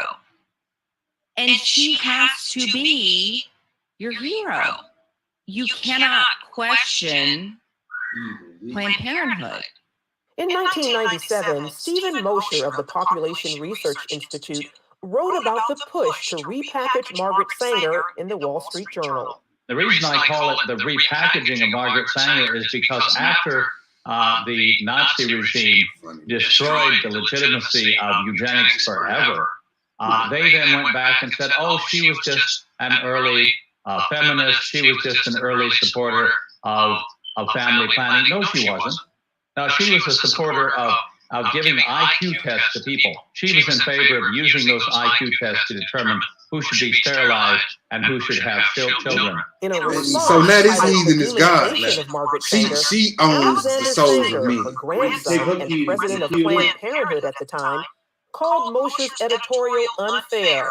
In the same piece, Esther Katz, director of NYU's Margaret Sanger Papers Project, claimed evidence revealing Sanger did not rationalize her support for birth control on racist grounds, that she never advocated genocidal policies aimed at racial, ethnic, or religious groups, and that she, in fact, believed access to birth control would benefit, not eliminate minority And keep populations. listening. They gonna put it online. Keep listening. For an interview.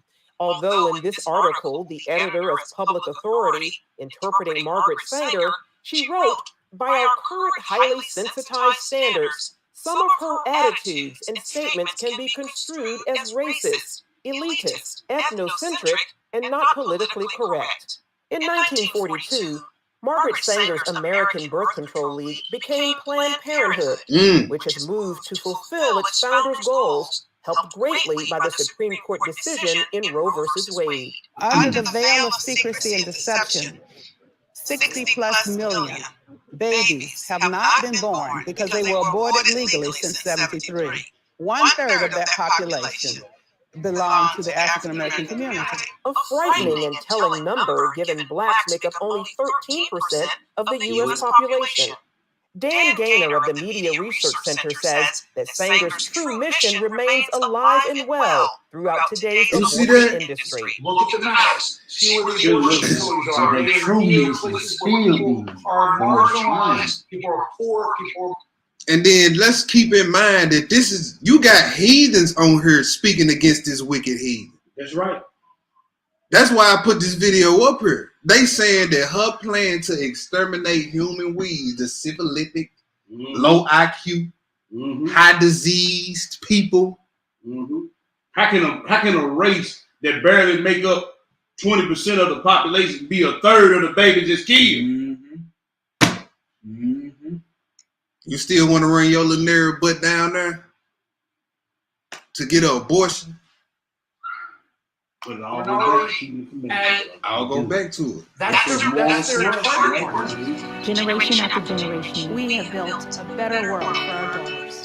Because of You see allies in that? the media They got and Mary J. academia, Blige up there. Gaynor also points out how speech from conservatives and others about Sanger's past, Planned Parenthood practices, and abortion is often classified as hate speech. There's nothing as close to a sacrament in the media as abortion.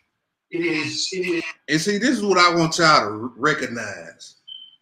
Look at how hard they going about abortions, but ain't nobody going hard telling these young people to keep their damn legs closed. Keep their zippers zipped. Why y'all ain't holding up signs about that? Because they go against Babylon. Molech, sacrificing your children, is part of Babylon. Promiscuity is part of Babylon. Killing is part of Babylon. Man, look. And that's how you show that you damn. Is a holy writ that abortion is protected. And anybody who comes out against it, any organization, any business, anybody, the media swarm. So does social media.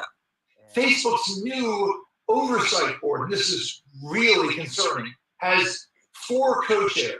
And they're going to be the appeals board for content. Well, one of the 4 oversight board is on the board of an pro-abortion group. There's no pro-lifers. They're not there. The problem also exists on many college campuses. I remember at Harvard, they laughed when I was talking about the history of eugenics. And they said, that doesn't matter. Planned Parenthood is not like it was during Margaret Sanger's days. Those who oppose her views say not true and are committed to exposing her past for future generations. Charlene Aaron, CBN News. Well, keep in mind this is a serious matter. You're trying to revise history to suit a political agenda and suit a political argument. The source of that story, curiously, is a group called NewsGuard, and what they're self-appointed watchdogs of news organizations, and obviously coming from the left. CBN News had published a series of articles on Ivy King and had quoted her accurately, saying that Margaret Sanger thought that black people were human weeds. Well, he came at us for that and said, you can't quote her accurately. You always have to put a disclaimer that there's no evidence that Margaret Sanger ever used the term human weeds. And he, in turn, quoted Esther Katz, who said that she had reviewed all of Margaret Sanger's papers and couldn't find any evidence that she ever used the term human weeds. Well, she knows full well about that New York Times article. What she was saying is, well, within her papers, it's not there. But within the public record, it is there. And so there's a conscious effort to rewrite history and declare her some kind of hero that we should all look up to and ignore the root of Planned Parenthood, which is quite clearly eugenics. Now, you go back to the title of that New York Times article, and it says, "Creating a Race of Thoroughbreds." So it's selective breeding. That's what this is all about. And within that selective breeding, you have to breed out what you think is undesirable. Well, in today's world, that is morally reprehensible. And you can't change that history, and you shouldn't even try to change that history. I don't understand this, but here at CBN News, we want to set the record. All right, that's enough of that. I'm sick of looking at these here. Yes. Let's get this up. You see the plot thickens, though, don't you? Yep. So, hey, run your tail down there if you want to. You doing that heathen's work.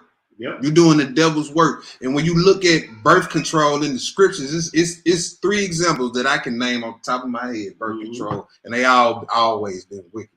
You got Exodus. Pharaoh gave a mandate of birth control. All the male children, throw them in the ocean. That's right. Gator bait. Before the flood came. Matter of fact, let's go there. Let's read that one. Let's read that one. They were talking about Yep. the women keep their barrenness and Yep. and all that. Facts. That's Jasher chapter 2. That's Jasher chapter 2. Yep. Bill Gates is a eugenist. He's some kin old girl. He is? Yeah, he's some kind of distant relative of Margaret Sanger. I didn't know that. Yeah. I got it right here. Verse 20, right there. All right.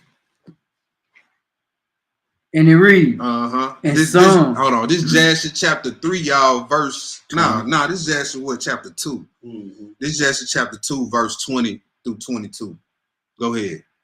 It says, and some of the sons of men caused their wives to drink a drought that would render them barren, in order that they might retain their figures, and whereby their beautiful appearance might not fade. And when the sons of men caused their wives to drink, Zillah drank with them. Okay, see, that's wicked. Right, that's wickedness. That's wicked. So you got this heathen right here. You got the situation in Exodus where they was throwing our sons in the river. Then you got this right here, men causing their women to drink a drop so that they could become barren. So they wouldn't lose their figure. That's basically what you would tell. Hey, go get your tools tied. That's what they doing now. So they already. That's basically what you doing. They don't have no baby because they don't lose their shape. Yeah. Let's go look at it again. I mean, let's go see. Okay, where did this woman get this inspiration from? Then. You know what you got. Let's go to 1 Enoch chapter 69. At some point in her life, this demon whispered in her ear, just like it did the daughters of men. And hey, she was inspired. Wickedly inspired. 1 Enoch chapter 69, Hebrew, verse 12. And we on page, this is at the pseudo volume 1, page 48. Verse 12, where it says the fifth is named. And it reads, the fifth is not. Hold on, I'm gonna flip this. When you read the title to this chapter in 1 Enoch in the pseudo, it says the names and misdeeds of the fallen angels. So this chapter is going through the names of the fallen angels and everything they came and taught the daughters of men. All right, go ahead. The fifth is named Cassidia. It is he who revealed to the children of the people the flagellation. Yeah, the whipping, all that whips, 50 Shades of Grey. Guess where all that came from? Really? All that they call it BDSM. Yeah, masochism, something like that. I don't know what it is. Dominatrix and all that. Yeah. Demon talk came through the earth and taught that. Flagellations, that's whips, right? Yeah. Man.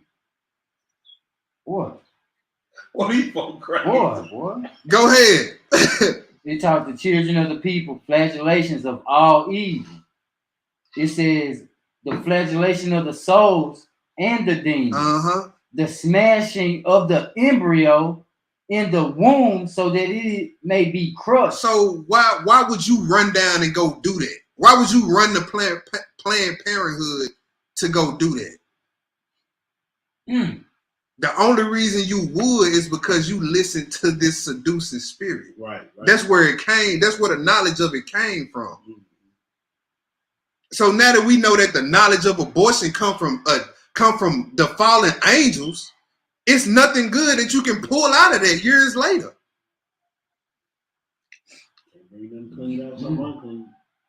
It's nothing good you can pull out of this years later. And this was talking about demons.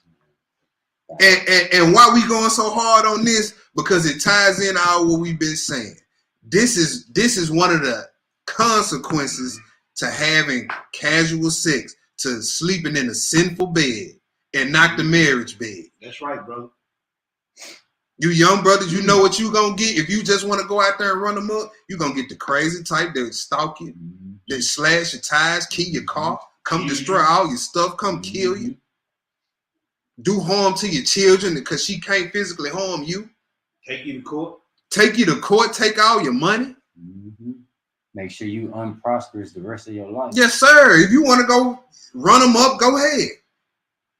Unwanted pregnancies, both sides had to deal with that. That's a downside to having all this promiscuity.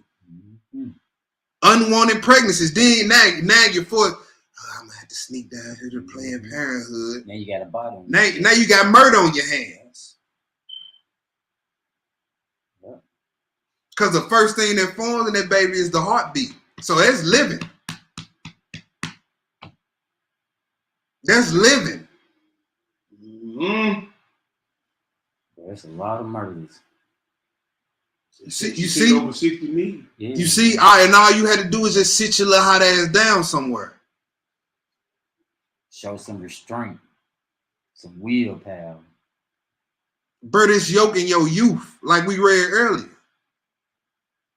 You want to run down to Planned Parenthood? How you been inspired by a demon then? Mm-hmm. Point blank, period. We ain't gonna read that other article because it's basically saying the same thing we watched in the video. We finna read this article that's called "The Disadvantages of Casual Sex" from a website called Baby You Trippin' Parental Advisory. This ain't a Hebrew who did this article, so he got a naked, topless heathen at the top of the screen. Just disregard. All right. So let's look at this article right here. Let's get this off here. Boy, that heathen in that big suit was putting on the line, wasn't it, at the end of that video? Yeah. Big He suit said, how you wearing gonna heat. say we can't quote something that she actually stated? Speak up for Israel. Yeah. Yeah. He said, y'all gonna say we can't say she said it, but she actually verbally stated. Look, he said they can't duck them public records, their newspaper article. That's part of the John Brown Brigade. Yep. Mm-hmm. All right. So the title of this article, I don't want to scroll back up because that picture right there, and I know the shorty's looking. So the title of this article is "The Disadvantages of Casual Sex," and the name of this website is called BabyYouTrippin.com. Yes, BabyYouTrippin.com. So let's read this article, y'all. Let's read this article. It says, so you may have heard about or experienced the joys of not having no strings attached sex with the true definition of man, but as we both know, it is not without a cost. Mm-hmm. The reason is because casual sex is just casual sex, nothing more and nothing less than a temporary solution for the heart. Sleeping with someone doesn't mean they will start caring and blowing up your phone. It also doesn't mean all men want is sex either. That's why right now, right here, I'm going to share with you the core disadvantages of casual sex. Great sex is only a temporary solution for a lonely heart. I know, no one wants to be lonely, but casual sex with someone that you don't have an emotional connection with can actually do more harm than good in the long run. We've been saying that all day. The reason for this is because it's only a temporary solution that will pacify you for the moment, but not long term. Of course, it feels good and everything, but what happens when he's sleeping with someone else and you're alone again? What happens when you want to tell him about your day and he's more interested in your ass than what you have to say? How would that make you feel? Probably not too good. This is one of the pitfalls that many women have fallen into when they try to turn a casual encounter into a real relationship. And I'm here to tell you, as your big brother that has a 99.99, it don't have, it don't have a high success rate at all. When you start off throwing your drawers off, then try to slide your feelings up into it afterwards, don't never work. Don't never work. Don't ever work. Do not do that. Yeah, because how can you win the race and then incorporate the sneakers and the jersey and the right? But you already done with the race. We done. Yeah. Facts. All right. I hope y'all listening. Okay. Oh, let me go back. I'm tripping. Okay. It says, boy, I stopped it. Probably not too good. No. Did I stop right there? That's why I stopped right there. Okay. It just doesn't work. Okay. Yeah. Why would he buy the cow when he's getting the milk for free? Woof. Or why would he choose to be in a relationship with you when he has 3 other women that he's having casual sex with? You see where I'm going with this, right? Casual sex has its place. I'm here to tell you, no, it does not. But it is not something you want to base your entire love life around. Casual sex does not have a place in the life of an Israelite, y'all. Remember, this ain't a conscious Israelite writing this article, but there's some good gems in here. It says just because he's sleeping with you doesn't mean he cares more. Let me tell you a little something about sex and men, LOL. There are plenty of guys out there who you may already have encountered who will say and do the sweetest things until they get what they want. They will be your best friend, your confidant. They will promise you the moon. But after they are over you, they gone. I'm sure you've heard the horror stories from some of your girlfriends about how she had this guy she used to hook up with that was just so amazing, and then he flipped the script on her. It didn't happen to some of y'all. Mm-hmm. Next thing you know, she's hating men all over again. You see that? See the trauma that bring? Mm-hmm. Mm-hmm. See the trauma. Now, just that one man did you wrong. Now you hate all men. Right. Mm-hmm. Right. But you gotta hold yourself accountable to something too, though. You see that? All See? these choices. And this is what we trying to keep y'all from. Because when you get in your 30s and 40s, it's going to be so hard for you to settle it in your mind to be with somebody for over an extended period of time without going to. They can't. You ain't going to be able to, because this is what you did all through your 20s, all through your 30s. You form that bad habit. Now you get in your 40s and you getting tired of it. You talking about settling down. Sir, ma'am. No, nobody wants you. With who? You damaged. You use goods. We pull up the Carfax to this Negro and he got. That's what I'm trying to tell you, man. He got 5 different diseases on this Carfax. 15 kids. 15 kids, 10 baby mamas. That boy And 40 bodies. 150. And 40, that's on his Carfax. Then a woman then use her 20s to screw around, use her 30s to screw around, getting her 40. I'm ready to settle down now. They gonna have to come with it. He want me. For what? Whoa, hold on. Charge me for what everybody else been getting free. Whoa, man, this is a used car. Right. Got 500,000 miles on it. Man, I'm talking about this was and you this trying to use rental you car. trying to charge me top price. State to state. Right. You trying to charge me showroom 4 prices. And he got 500,000 miles. Man, woman gonna have to come with it. Sir, this is a used car. And you trying to say it ain't no depreciation. Yeah. It depreciated when you pull it up a lot. Yeah. Now you done had 15, 20 owners. Yeah. 14 collisions. Yeah, 14 collisions. And you want me to pay top dollar for it. What do you do to that? Come on, man. Come on. You had 3 owners, but 14 different collisions, not with the same drive. And what I tell y'all when the lesson starts. Don't nothing get better the more you use it. Right. Con, look at my reel. She said, vagina stretched out and shaped like a bad roast beef sandwich. That's a visual for you, look right like there. a bad soggy roast beef sandwich. And you want me to come pay top dollar for it. Well, you said them beef curtains, boy. Yeah, old beef curtains. I'm stopping. Yeah. All right, let's get back to it. All right, it says, next thing you know, she's hating all men over again and crying her eyes out to you. It's a sad reality that too many people face, but you don't have to go down the same road. If you're going to choose to have casual sex with this guy or that girl, or even that girl, wait, never mind. Right. Just remember that the moments you share in the moment, and after that, you go back to reality. Think about that. He said, okay, now here it is. The risk for STDs is greater. No one likes talking about the pink elephant in the room, but I am going to. When you have casual sex with multiple people or even just one person, the risk for infection is greater than being in a monogamous relationship. Numbers don't lie. Mm-mm. This is a fact that can rear its ugly head up from time to time and knock people flat on their ass. Think about it. When you have sex with someone, you are exposing yourself to everyone they've ever had sex with, and vice versa. So if you only had sex with 5 people and they slept with 35, how many people do you think you're in bed with? And who won't even think about something like that when you finna go lay with somebody? Boy. Think about taking a bath in the tub that 100 men just came and took a bath in. Yeah. Think about that. It says, now don't be too alarmed, but take note. Or think about a bath of 100 women that took. Yeah, but you know men to run it up. So I say about 200. That's terrible, boy. I know men that can't even remember the names of some of the women they done slept with. Women too. Yeah. They don't even know their last name, don't know their mama name.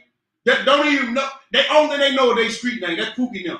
That's great rare. Man. I slept with Ice Cold G. Man. Don't even know their name. Don't even know their name, bro. And then want to know why these spirits is on you.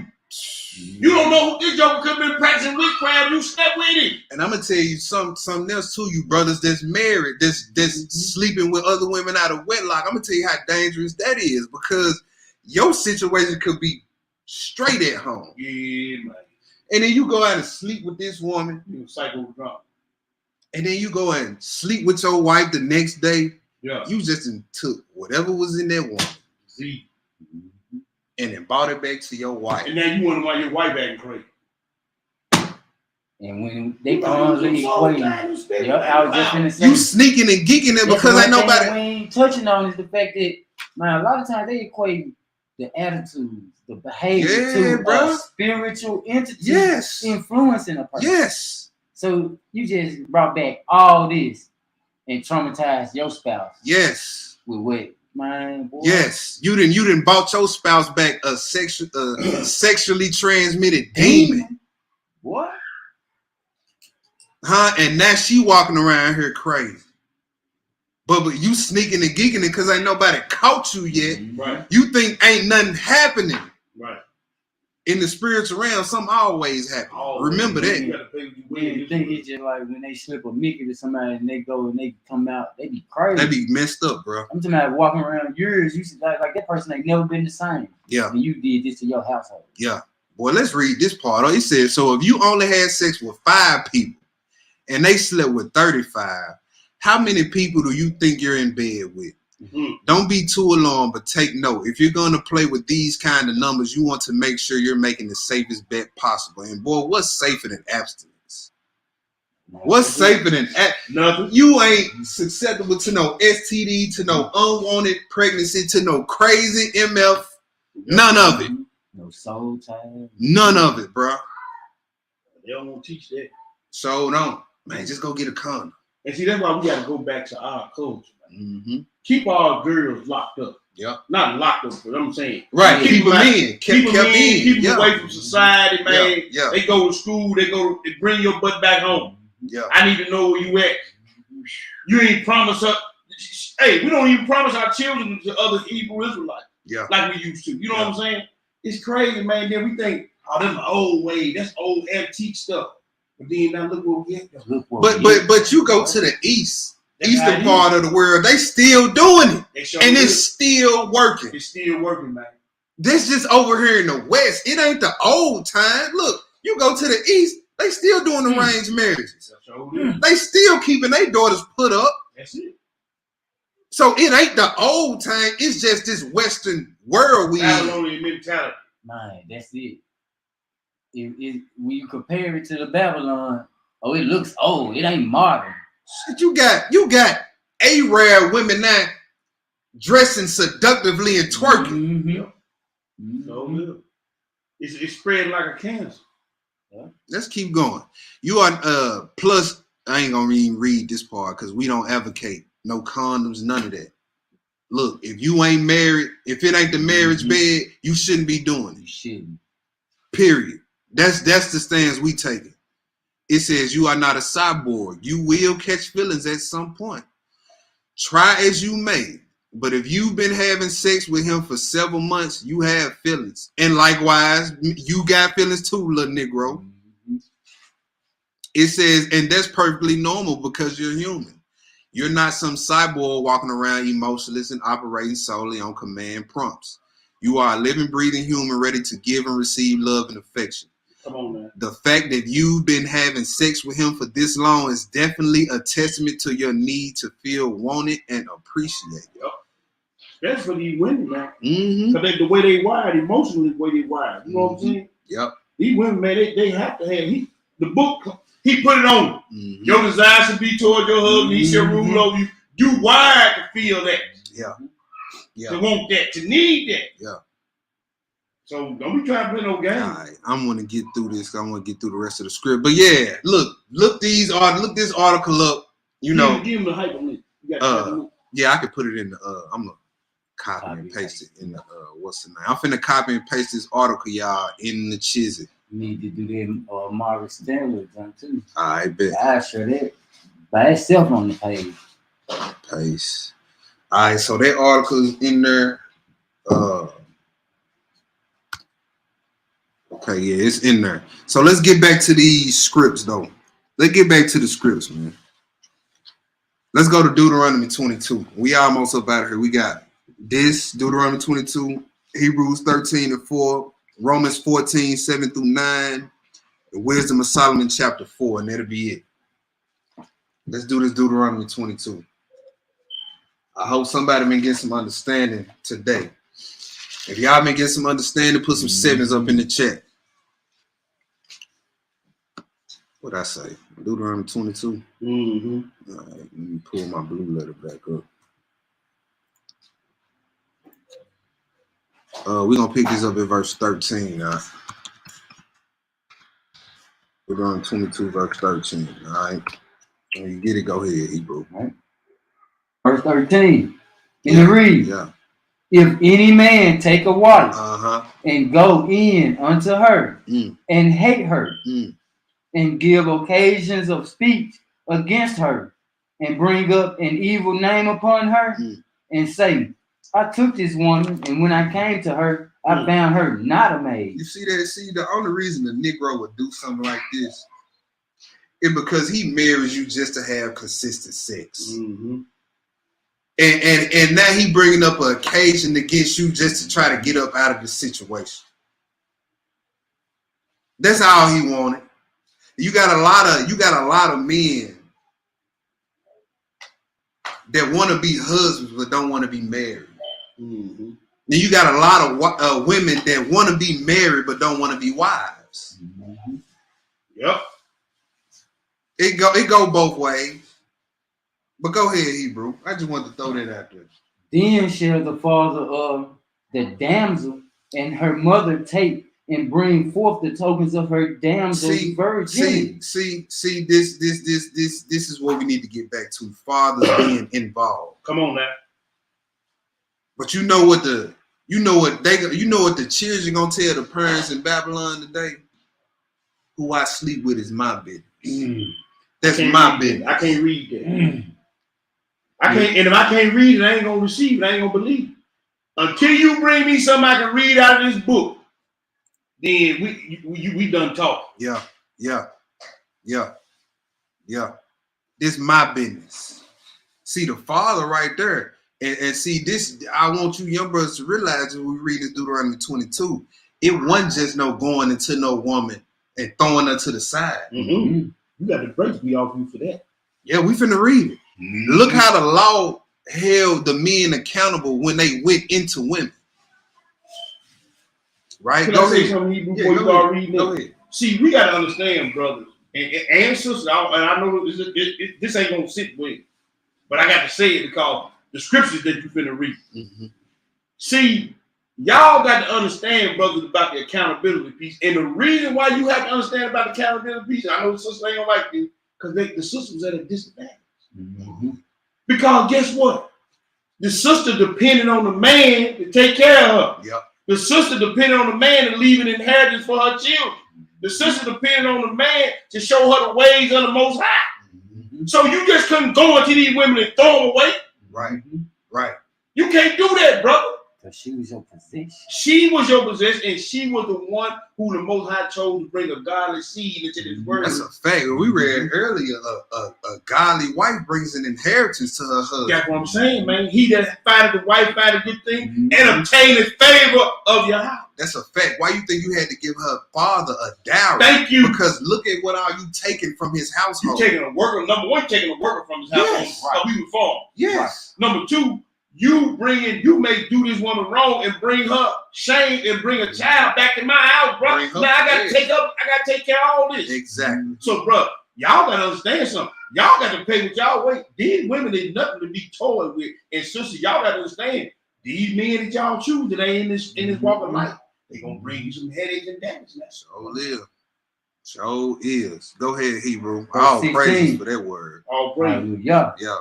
And the damsel's father shall say unto the elders, I gave my daughter unto this man to wife, and he hated her. And lo, Man, it he sound had like that given. dude want to beat the brakes off that dude. Man, go ahead. And he had given an occasion of speech against her, saying, I found her not thy daughter a maid, and yet these are the tokens of my daughter's virginity. You see that? It's blood on the sheet. That was the tokens of the virginity. And back then, our women valued their virginity. Our society as a whole value our young women's virginity. And that's why I tell my young sisters, as long as y'all ain't engaged, betrothed, and you ain't slept with that man, the ball is in your court. The moment you sense some foolishness, get up out of there. Get out of there. Hit the ground running. Get up out of there. And as your father, I can still do something if you ain't done that yet. Hey, and can disannul any vow that you may have That's made. right. But y'all got to stay responsible and put them iron drawers on. Yeah. Keep it locked. See, you tie daddy hands when you. And nothing he can do after you made your decision and you threw your legs up there now. Daddy, he just did this. Baby girl, you shouldn't even been in the car with. Baby girl, that's your husband. Y'all gonna have to work that out. I mean, daddy can't. What the no man can put that asunder. I can't put that asunder. The only vow I can disallow is before you make that covenant. Before that blood is spilled. You understand? See, now you can't disallow no blood covenant, bro. Yeah. You see what I'm saying? When he busted that hymen, it's over with for me. Yeah. Other than him putting his hands on me. You understand what I'm saying? I'm hands off, man. Yeah. Sister Tennis got a question. What she say? She says, there was a question in Bible study. What if a woman is a virgin and the man was unable? They still had intercourse. Yeah. They know. Whoever was in the room having intercourse, they know. They know. And a lot of times, semen spill. Yeah, that's still blood. That's blood. And a lot of times, you know what I'm saying, a lot of girls when they young, they get into sports. A lot of times they turn their hymen like that. So a lot of times it ain't gonna be no blood. But that don't mean she not a virgin. Right. Because they can turn, doing sports and all that other stuff. So yeah, that's all that is. It's still gonna be blood after they finish. Yep, totally. It's still gonna be blood after they finish. The eyes of the Lord is in every place. 10 times brighter than the sun. It could be pitch black dog in that room. Come on now. Pitch black dog. Go ahead, Hebrew. I was just gonna say you can see the difference between when we had morals, how much more trustworthy, and the behaviors were more trustworthy. Like your father said, man, I brought you this and showed you the virginity. Like, man, look.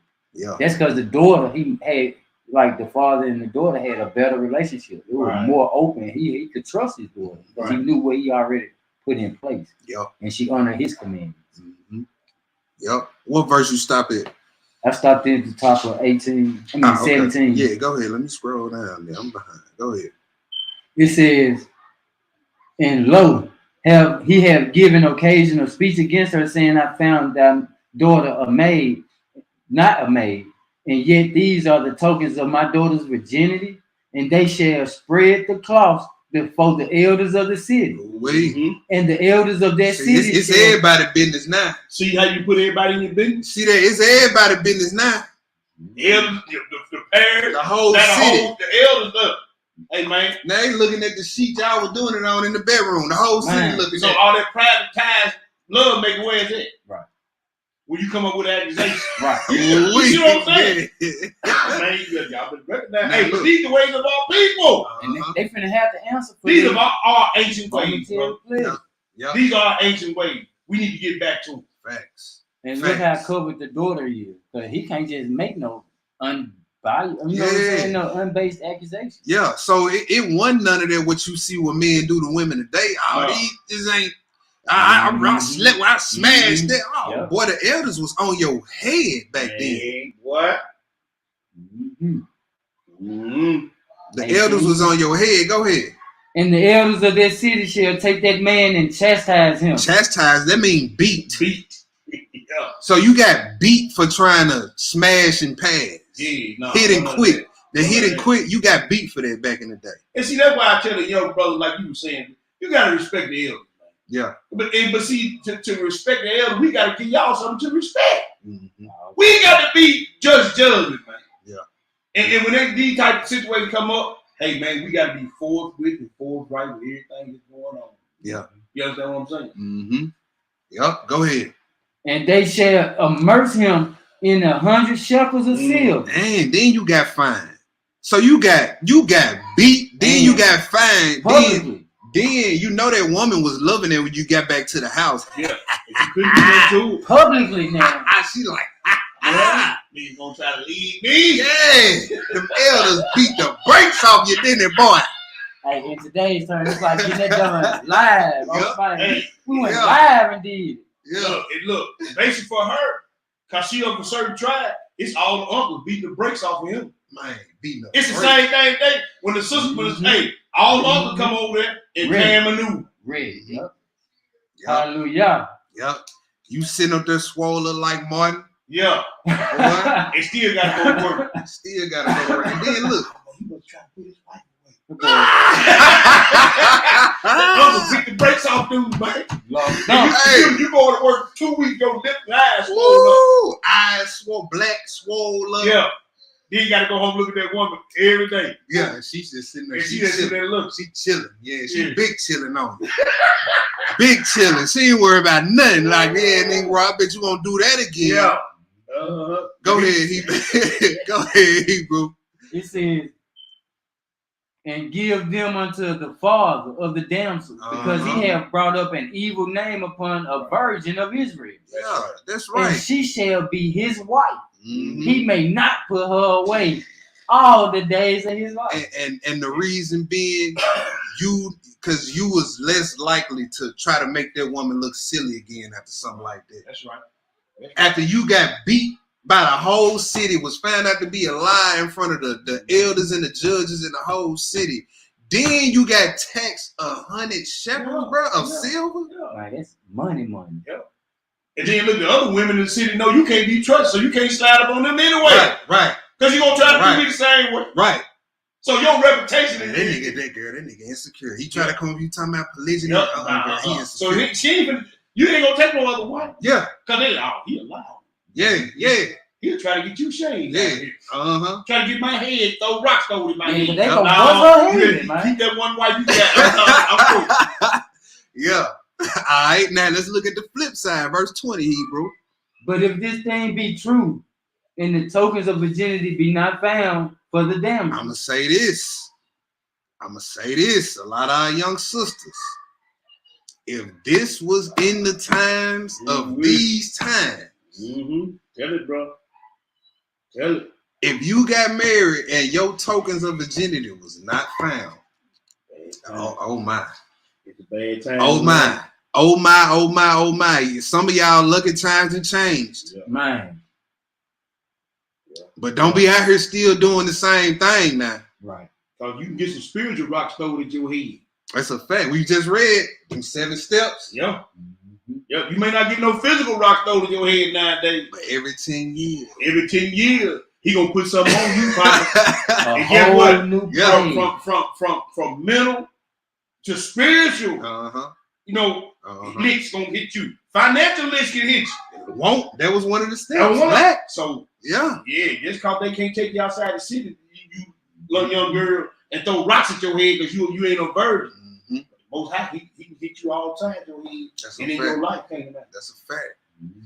Go ahead, Hebrew. It says, then they shall bring out the damsel to the door of her father's house. Ooh. And the men of her city shall stone her with stones that she died. All the men of excuse me. So it ain't gonna be no light rocks. No, cause see, and then he said all the men, cause see, if it was the women, they be like, y'all take it easy. Yeah.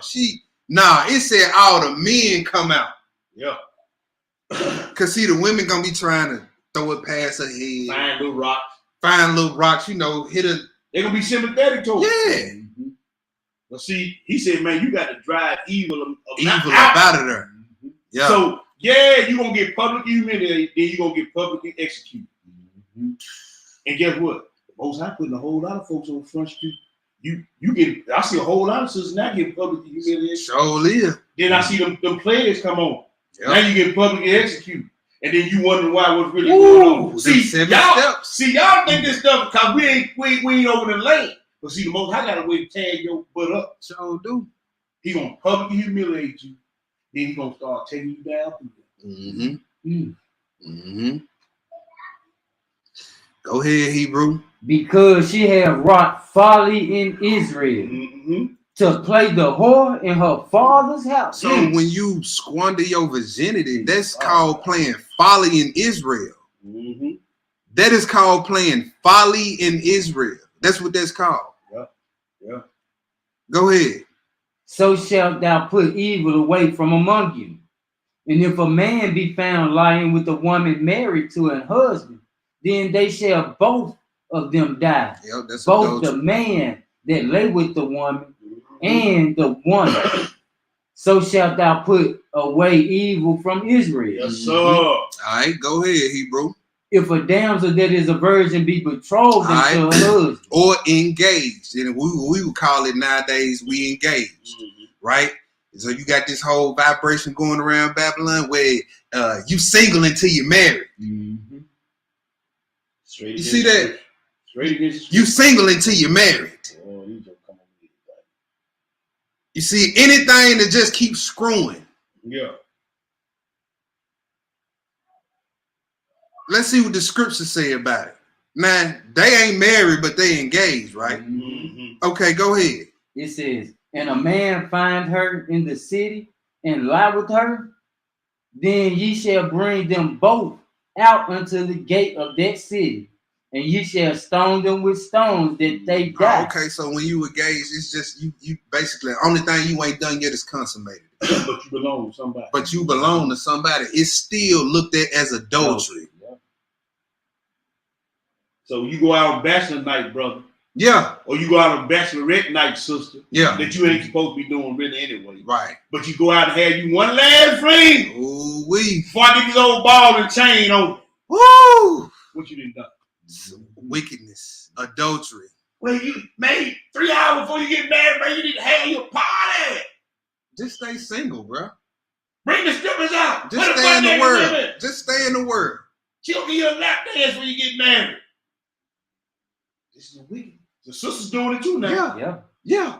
See, Joe come out with big muscle bound, Joe with the bow tie come out. They think you know the back door closed. Now you going in your wedding unclean. The Chippendale stripper. Yeah. Chocolate Thunder. Mr. Seymour Butt. He walk up in the room like he a police officer. Yeah, there's been a disturbance. Yeah, this is Officer Seymour Butt.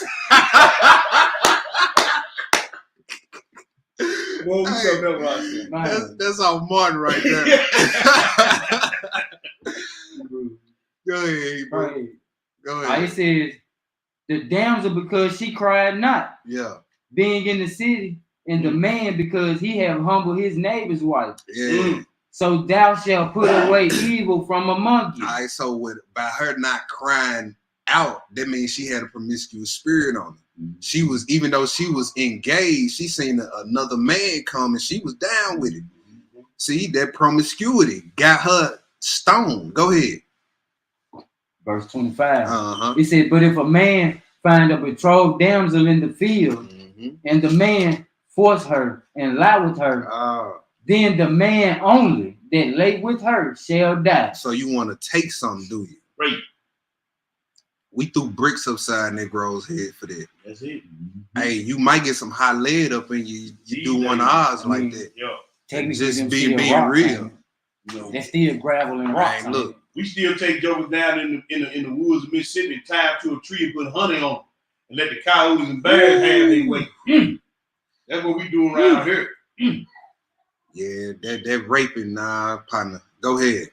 It says,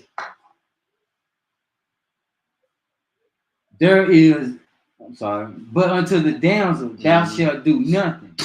There is in the damsel no sin worthy of death. For as when a man arises against his neighbor and slayeth him, even so is this matter. All right, so go ahead. For he found her in the field, and the betrothed damsel cried, and there was none to save her. Mm-hmm. If a man find a damsel that is a virgin, which is not betrothed, and lay hold on her, and lie with her, and they be found. Okay, now see, then this is the situation a lot of us, even in the truth, find ourselves in. It's a lot of situations like this. You in the truth, you meet somebody in the truth, but y'all jump the gun. Right. Y'all consummated. You know what I'm saying? No one burned the house. Yeah, y'all both got plans on, right. You know what I'm saying? But y'all just jumped the gun. Mm-hmm. Y'all got to stick with it. Now, you in the dough now. Ain't no turning back on that. Ain't no turning back on that. So even if y'all jump the gun, before the betrothal and the public ceremony, y'all just go ahead and consummate it. Okay, well, it's a case for you too. Go ahead. It says, yeah. Then the man that lie with her shall give unto the damsel's father 50 shekels of silver. Right. Mm-hmm. And she shall be his wife, because he have humbled her. That's right. He may not put her away all his days. Hey, you ain't inquired of her talk or nothing. You may have slept with a woman that's gonna drag you up a wall. You didn't hold this woman, didn't know she was a talker, a belligerent wife. You didn't know she was all that. You didn't inquire her talk. Yeah, you didn't inquire her talk. So guess what? He said a talk with this woman is a hand. Man, look here. He said you rather dwell on the rooftop than in the house with a contentious woman. But see, you ran off because she had wide rear end and everything and took it.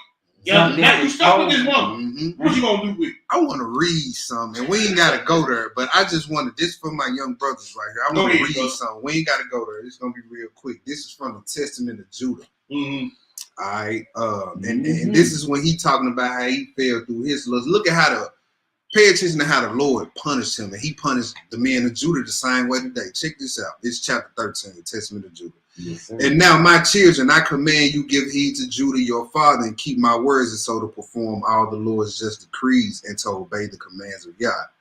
Do not pursue evil, impelled by your lust, by the ignorance of your heart, and do not boast the exploits and strength of your youth, because this too is evil in the Lord's sight. Since I have boasted that during the war, not even a beautifully formed woman's face would entice me. And I had scolded Reuben, my brother, concerning Bilhah, my father's wife. The spirit of envy and promiscuity plotted against me until I lay with Anan, the Canaanite woman, and with Tamar, who was pledged to marry my son.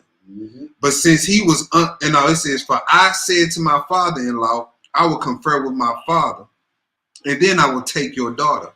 But since he was unwilling to delay, he showed me a measureless mass of gold, which was in his daughter's name.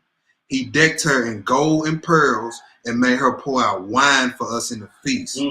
The wine perverted my eyesight. Pleasure darkened my heart. I longed for her and lay with her. Thus I transgressed the Lord's command and that of my father when I took her as my wife. Peep this.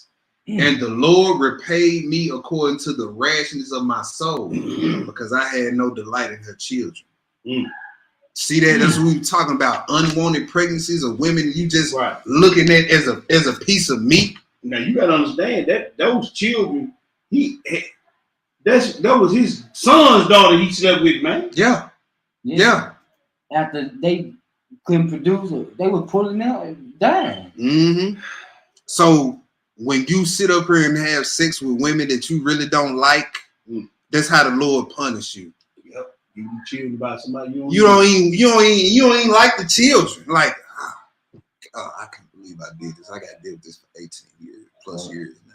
And then if you do children, man, you know what the scripture say about that. So hey. And then it wasn't even no approved bed. So it was a sinful bed, wasn't it? Yep. So then he should have got them fruitful. Unfruitful kids. Yes, sir. That was it, Hebrew. What verse you at? 28. Yep. You finished 28. Yep, I found 28. All right, let's move on to the next second to last spot. I was actually in third. We had just got to read 29. That's good on that. Okay. We got 2 more spots. Romans 14, 7 through 9, then Wisdom of Solomon 4, 1 through 9. Read that for Romans 14. We got 2 more spots. And then the Testament of Reuben, chapters 2 through 6, we kind of skipped that because it was going to, take a lot of time to go through all that. So Reuben, chapters 2 through 6, y'all. Write that down. Yeah, write them down. But this Romans 14, verses 7 through 9, and we got 1 more spot after this. We almost done. Romans 14. Put it up for the people. 7 through 9. All right, go ahead, Hebrew. And it reads, for none of us liveth to himself. Yeah. And no man dieth to himself. For whether we live unto the Lord. And whether we die unto the Lord. Yeah, so this is my body. I'm pro-choice. No, it's not. The Lord's body. The only choice, and look, you got a choice, but you really ain't got no choice. Really? You can choose between good and evil. I mean, but is evil really a choice at the end of the day? It don't do nothing for you when you leave this earth under the sun. That's right. It ain't no benefit to you. And it's to your detriment in the world to come. Right. Go ahead, Hebrew. It says, what was it? We are little sis, we in Romans chapter 14, verses 7 through 9. That's what I mean. Yeah, go ahead. Little Charles, come in. Little Charles, hey, you know me, Hebrew. Come on now. Go ahead. For to this end Christ both died and rose and revived, that he might be Lord both of the dead and living. Hallelujah. That was it, verse 9. That was 9, yeah. Let's go to Wisdom of Solomon, chapter 4, verses 1 through 9. It's the last spot. It's the last spot.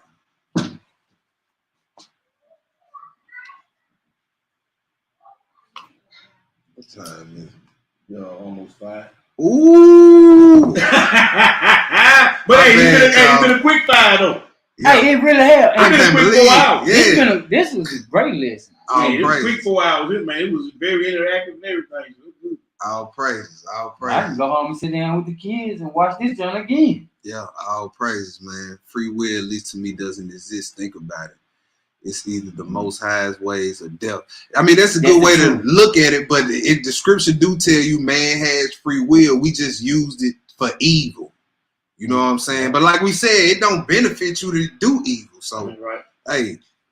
And see, the whole thing is you're supposed to be willing and happy and joyous to serve the Lord. So he don't want you to not choose him because he just didn't put you another choice out there. Facts. Let me share this screen so y'all can read along with us. Read along this last place. I know y'all like, yes, this nigga finna shut up. Verse 1. Go ahead, 1 through 9, Hebrew. In chapter 4. Let's finish it strong. Yes, sir. Better it is to have no children and to have virtue. Yeah. For the memorial thereof is immortal, because it is known with God and with me. Now look, that ain't talking about having no children. You having sex, but you just being careful. Now, that's talking about having no children because you ain't married, and you know that the marriage bed is the only bed that's honorable in the eyes of the Most High. Right? Go ahead. When it is present, men take example at it, and when it is gone, they desire it. It worry for crown and triumph forever, having gotten a victory, striving for undefiled reward. That's right. But the multiplying brood of the ungodly shall not thrive, nor take deep rooting from bastard lips, nor lie any fast foundation. For though they flourish in branches for at a time, yet standing not fast, they shall be shaken with the wind, and through the force of the wind they shall be rooted out. The imperfect branches shall be broken off, their fruit unprofitable, not right to eat, yea, meat for nothing. Verse 6, boy, read that. For children begotten of unlawful beds are witnesses of wickedness against their parents in their tribe. Oh, go ahead. But through the righteous, but though the righteous be prevented with death, yet shall he be in rest. Yeah, so you see the righteous people leave up out of here, and in our eyes sometimes seem like too soon. Hey, but they be in rest when they leave here. You righteous. Right. Go ahead. For honorable age is not that which standeth in length of time. You hear that, you young Hebrews and Shebrews? He said, for honorable age is not that which stand in length of time.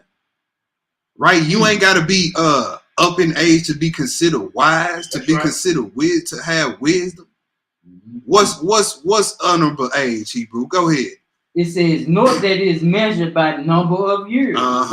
But wisdom is the gray hair unto men. You see that? But this right here. Wisdom. This was gonna be gray hair unto men. Whether I don't care what age you is. And what's old age? Go ahead. And it says, and an unspotted life is old age. All praises to the Most High. That's praise, the class, man. Yeah. Look, hey, that was the chop session. You know what I'm saying? The birds and the bees, according to the Bible.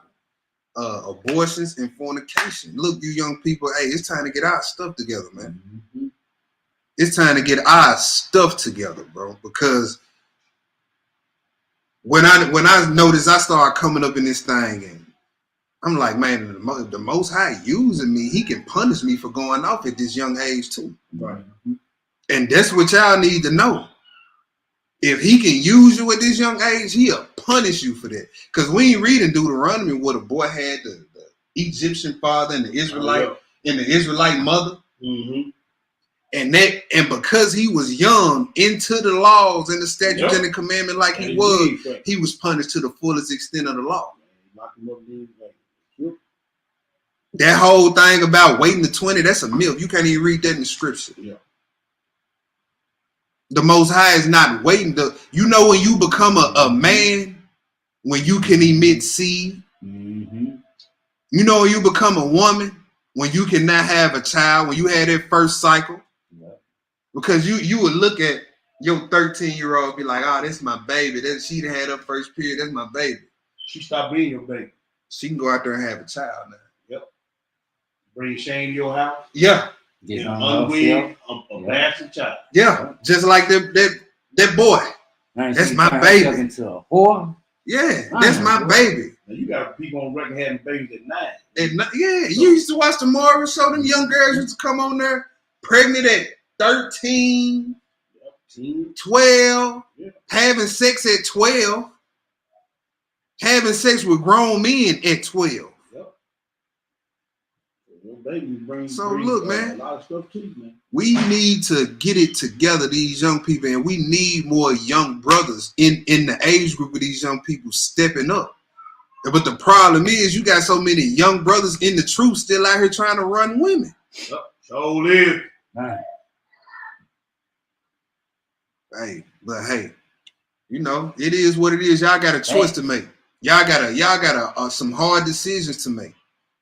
Know that choices come rewards or consequences. And then the crazy thing about this is I know I ain't saying nothing that your parents already ain't told you. It hit different when you hear it from somebody else, though. I know. But that's the lesson. You got all I want to say was just laying back off what you're saying. It's more receivable when it comes from somebody outside of the household, because I've noticed the frustration of trying to deliver a message in the household, but when they hear it from somewhere else, it's like they come in talking to me like it's something new, and I'm like, but I just like we always understand, man, familiarity breeds contempt. When they get so familiar with you, it's just like I said, it hit different when it comes from somebody else, and that's not a point. Should be a point of frustration, but it should still make you go harder in the paint. You know what I'm saying? And then they should make all of us want to go harder in the paint.